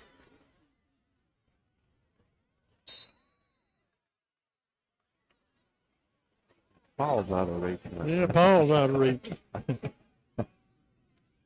First down and 30. We got 8 minutes and 25 seconds. The Bulldogs lead the football game 21-10. Come on, defense. All right, they're going to flip it. 3 receivers coming wide to the left. Reed back to pass. He revs back. He throws it as far as he can. No dice. Yep, bowling there. Cameron there. I really don't understand because we got all the guys in the secondary can play Deaton's over there. For some reason, they're determined to go against Cameron. If I was them, I would suggest try someone else. I think we're determined Cowan's going to cover number 5 wherever he is, and he's doing a dang good job of it tonight, man. Just had him right on his hip, right where you wanted him to be. Couldn't have played it better. Nope, no doubt about it. I show that is the 6th half for Reed and no completion. He's back to pass again. He's got a receiver, and he's going to throw it as far as he can again, and nobody's back there. And once again, Keith, Cameron was so covered he broke off his pattern. Number 5 did. Cameron. He just broke the pattern off, but it was too late. Reed had already thrown the football. Well, down 28-21 with 2 minutes to go.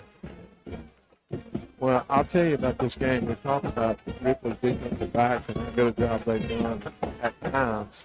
And you just, our whole defense, but our defensive backs tonight, I mean, it's just a super job of covering them. And I know that they are known to run the football, but they do throw it because number 5 is a good receiver. And we've just done a really good job. Best job in the secondary I've seen by a Bulldog football team in 2 or 3 years. Reed back to pass again.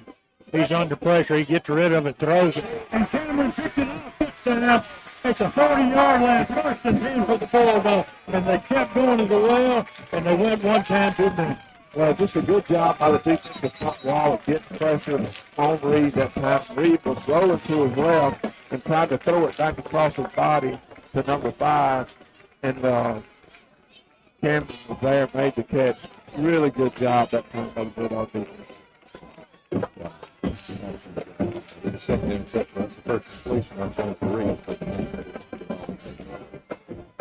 They kept going. Keith, you said it. I didn't realize it earlier, but Cameron's gone wherever number 5 is. Make a little noise, They kept on going to it, kept on going to it. You can do better than that. Make a little noise. Let's hear it again. Let's go. 6, 21-10.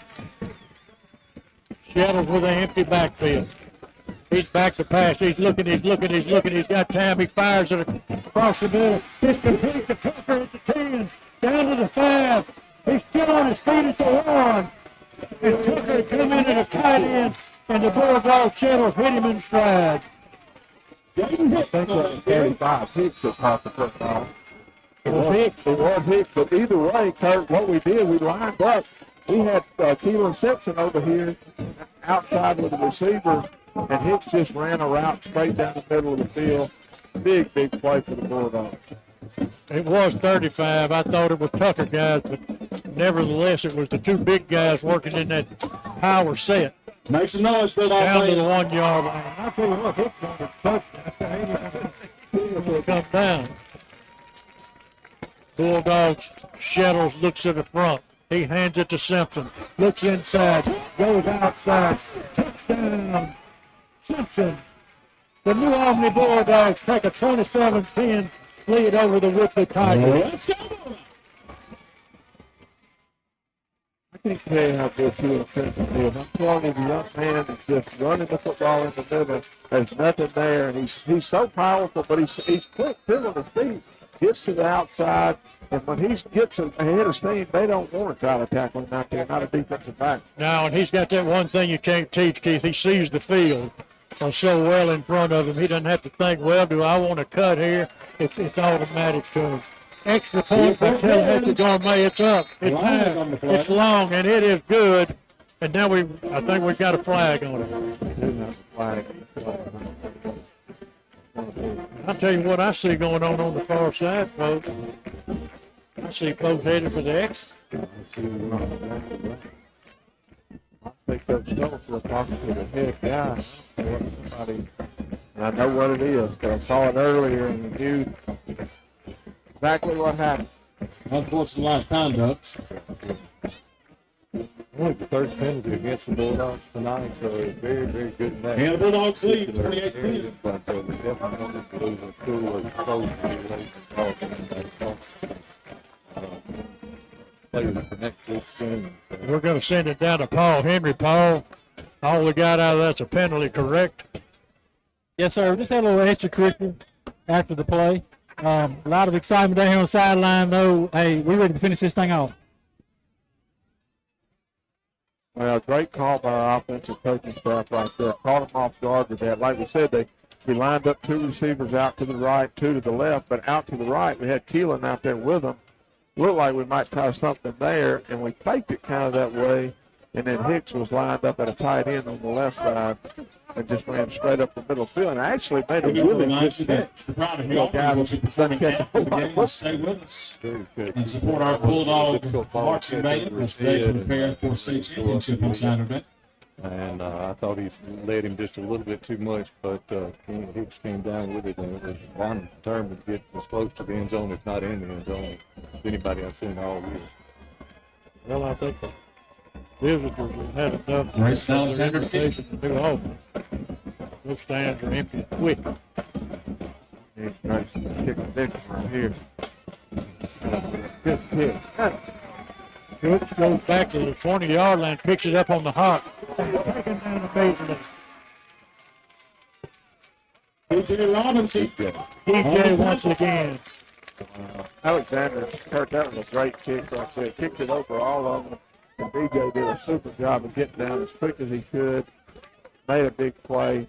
7 minutes, 7:29 left in the football game. Bulldogs lead 28-10. I got a feeling there's going to be a celebration after this game, folks. Going to be one right here in the press box. Well, they came in undefeated, and quite frankly, we should have. And it's just been a battle.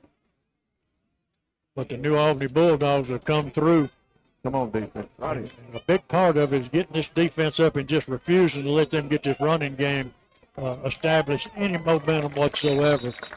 As he's taking down Simpson's there on the tackle. Tucker's there on the tackle. We got some guys played the best game they played all year tonight.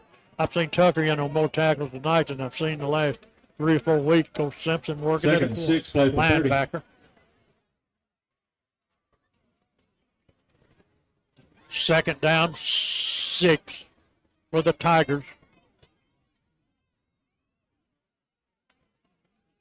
Stack eye formation. Turn and pitch it to the deep back. Nowhere to go. Coming up out of the secondary once again.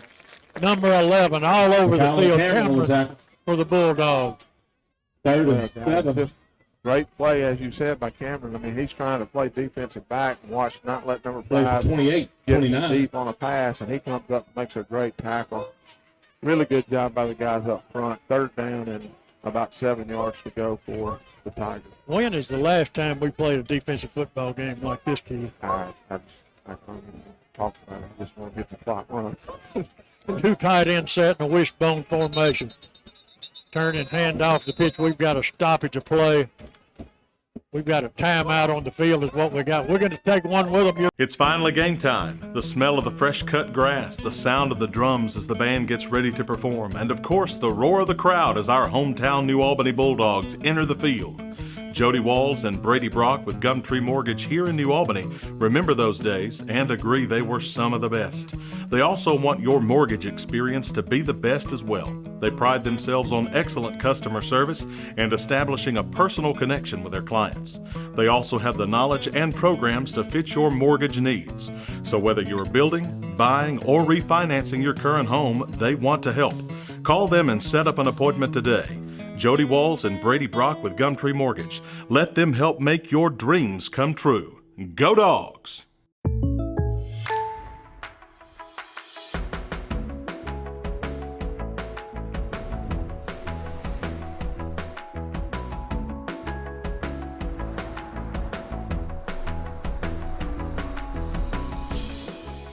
The State Farm Personal Price Plan helps you create an affordable price just for you. Contact local agent Pam Brown for your personal price plan today.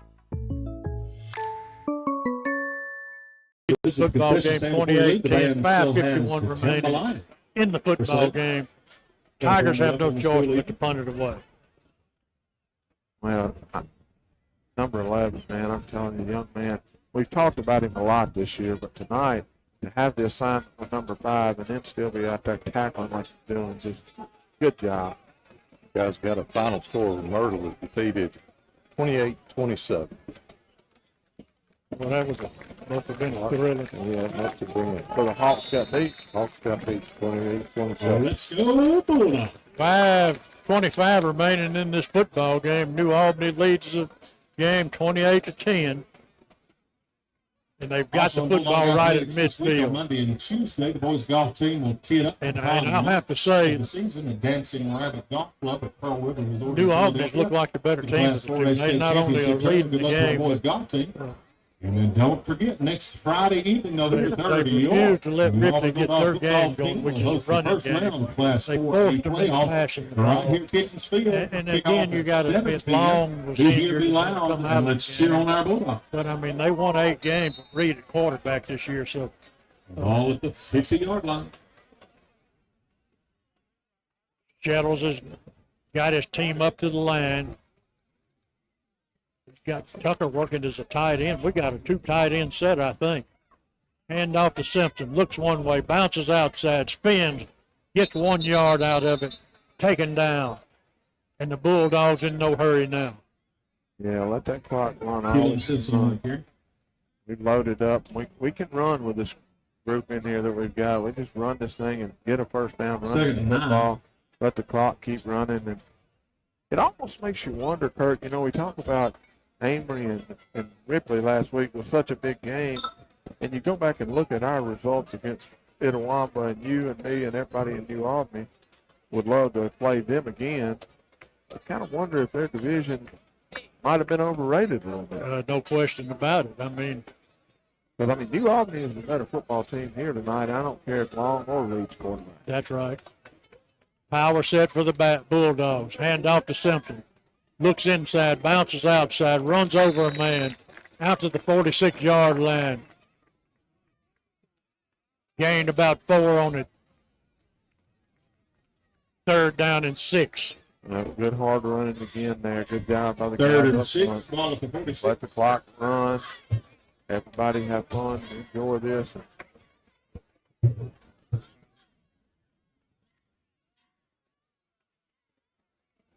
Letting the clock run. It's going to run under 4 minutes.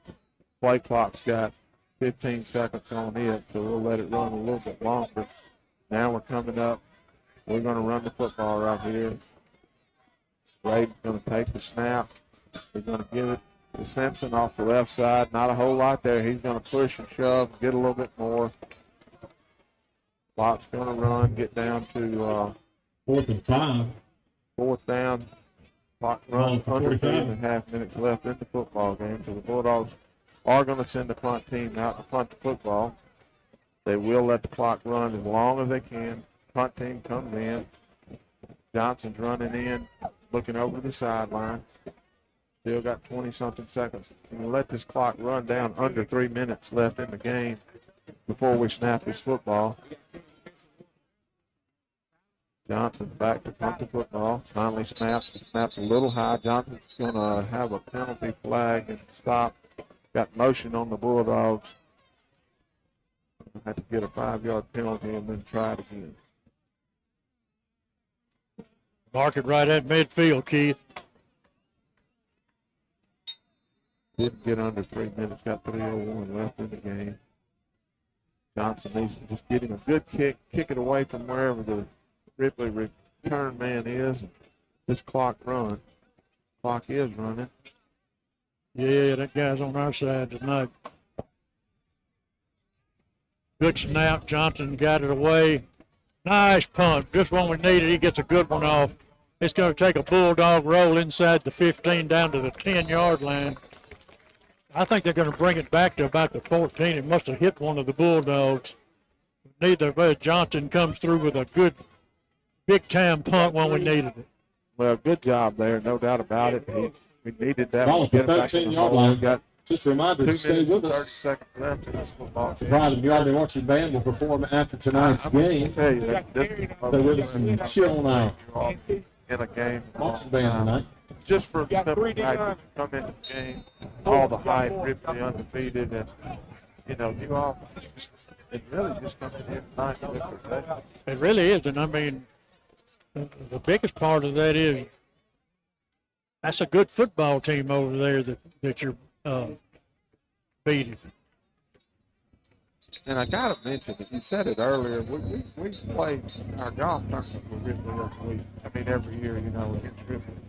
And they were kind of talking a little smack to us about this football game. And at the end of the week, they're going to have 2 losses. But they got beaten golf, too. Yeah, no need to let up now. 16. Need to let up now. Clock runs with 2 minutes remaining in the football game.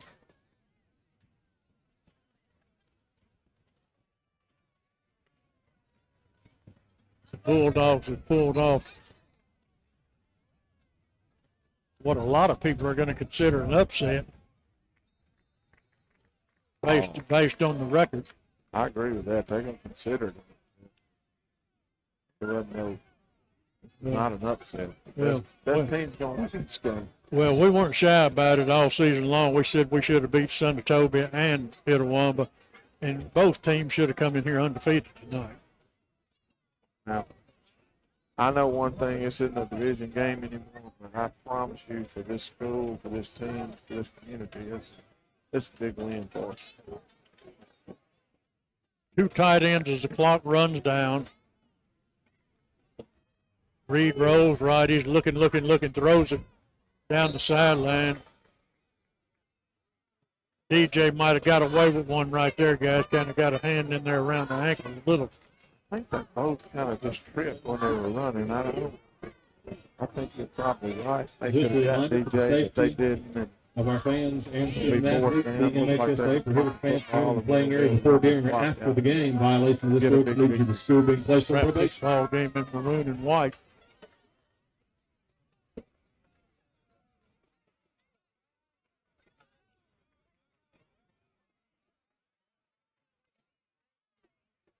I don't know who Ripley, they won their division, so I don't know who they've got next week for the first round of the playoff, but I assume we're still on track to play Northeast Lauderdale here at New Albany High School. BNA Bank pregame show will be at 6:15. And with 56 seconds remaining, there's not a thing the Ripley Tigers can do. We're going to get the deal with the down. A little bit louder now. Get a fourth victory for the field tonight. It's going to be really, truly exciting evening for the Bulldogs. And everybody in the Ripley, in the New Albany stands is on their Just feet. a reminder that the Pride of New Albany will be performing after the ball game tonight. Stay with us to support the Pride of New Albany Marching Band. Bulldogs offense to come on, I suspect. Shettles is going to take a snap and take a knee is what I suspect. Bulldogs kind of in a bunch formation.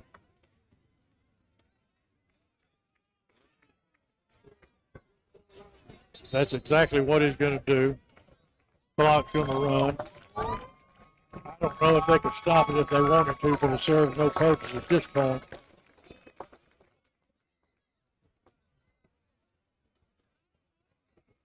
"40 seconds remaining.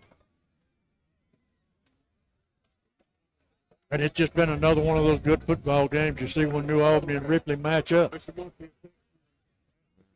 Best way I know to describe it, one of the better games between the two that I've witnessed. Well, I can tell you one thing. I'm proud of the Bulldogs tonight. This is a great All the guys out there shaking hands. The game.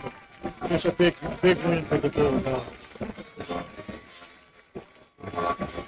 Most of those guys. Reason number 12 to bank at BNA. We are the bank for Northeast Mississippi. From buying a home to starting your own business, we are the team of local lenders standing ready to make your dreams a reality. BNA Bank. We are the bank of Northeast Mississippi. I enjoy urgent care because people have an immediate problem when they come to me and they want to know what's going on and they want to know how it can be fixed. And so it's super rewarding when you figure out what's going on with the patient and you know how to fix them and you can provide them with a treatment regimen and they feel better. So it's rewarding on the front end figuring out the problem, but it's also rewarding on the back end whenever you know that you fix them and you help them and they're feeling better and you can kind of see how truly grateful they are for the care you provided. Reason number 18 to bank at BNA. Professional business solutions. Our experienced commercial lenders understand the sophisticated needs of today's businesses. We have all the products and services needed to make your business a success. BNA Bank, the bank of Northeast Mississippi. Yep. Insurance agencies and companies may appear to be the same on the surface, but you'll discover a world of difference when you look a little closer. The biggest difference is the people who serve you. At Collins Insurance Agency, we've been through the good times and the not so good times too, always serving the people of this area with the very best in insurance coverage from some of the world's finest insurance companies.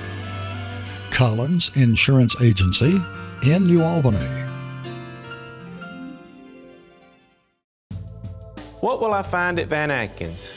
Well, diamonds, lots and lots of diamonds. Jewelry that you will not see in any other place. Our Van Atkins collection is styled from beautiful pieces from the past with a fresh Southern update. I believe you'll find value too. You'll also find people who are a part of this community. If you're celebrating something, we're gonna celebrate too. We really hope you'll find Van Atkins special.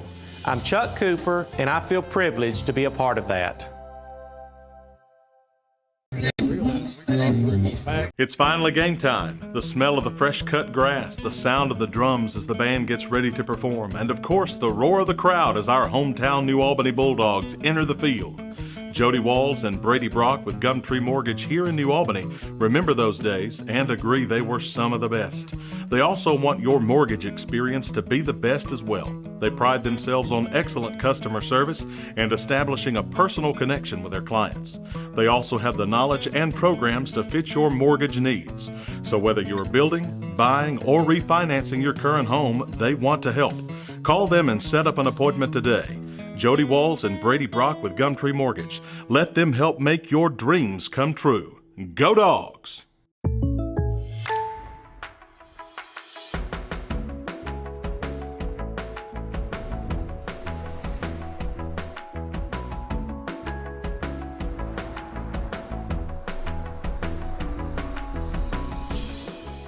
The State Farm Personal Price Plan helps you create an affordable price just for you.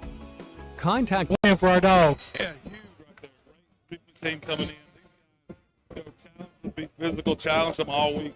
Working them a lot. Could not be happier with the way they played. They played smart. They got after it. We made plays when we had to. Defensively was lights out. Did a phenomenal job. Couldn't be more happy with these guys. Huge win for New Albany. Well, I tell you what, in the trenches, I tell you what, it was a physical game, wasn't it? Yeah, absolutely. I mean, that's a very good football team. We knew that going in. We talked about it all week about offensive, defensive line. And again, they couldn't be more proud of it. They just got after it. They wanted it more tonight. They did it. Yes, sir. Well, I know this guy standing over here to the other side, Coach Murphy. He called a heck of a game, didn't he? Did a great job. Not just Coach Murphy, Coach Doug, Coach Robert, Coach McDonald, Coach Sanks, Coach every one of them. Everyone doing a tremendous job. We have one of the best staffs around. Could not be more happy with these guys. Coach Curbo, all of them, offense, defense, special teams. These guys do a tremendous job. I'll tell you what, guess what?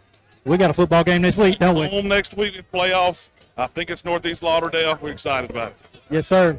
Great job, Coach. Hey, I'm going to get Coach Murphy up here. Just Coach a reminder to Murphy, stay with us. heck of a The game. Pride of Yes, sir. Thank you. We needed to win that. We wanted to win that one so fast. I tell you what, our team set the tone defensively, didn't they? Absolutely. We told them when they came out that wishbone, that two-tight wishbone, that's what they wanted to do. And I've told the guys, and they got silent. They got the touchdown on us after a long pass play, after a couple long runs. But I said, we just told them that we're the more physical team. And I don't care if they score from the 4-yard line. We're the more physical team. That bone shut down tonight. I know all we've heard is how physical Ripley is. But, hey, our guys can get after you too, can't they? That's right. That was a challenge this week. We told them there's going to be blood, and there was blood. We did a good job. Great job, Coach. Hey, I've got a couple of our guys supposed to come up here.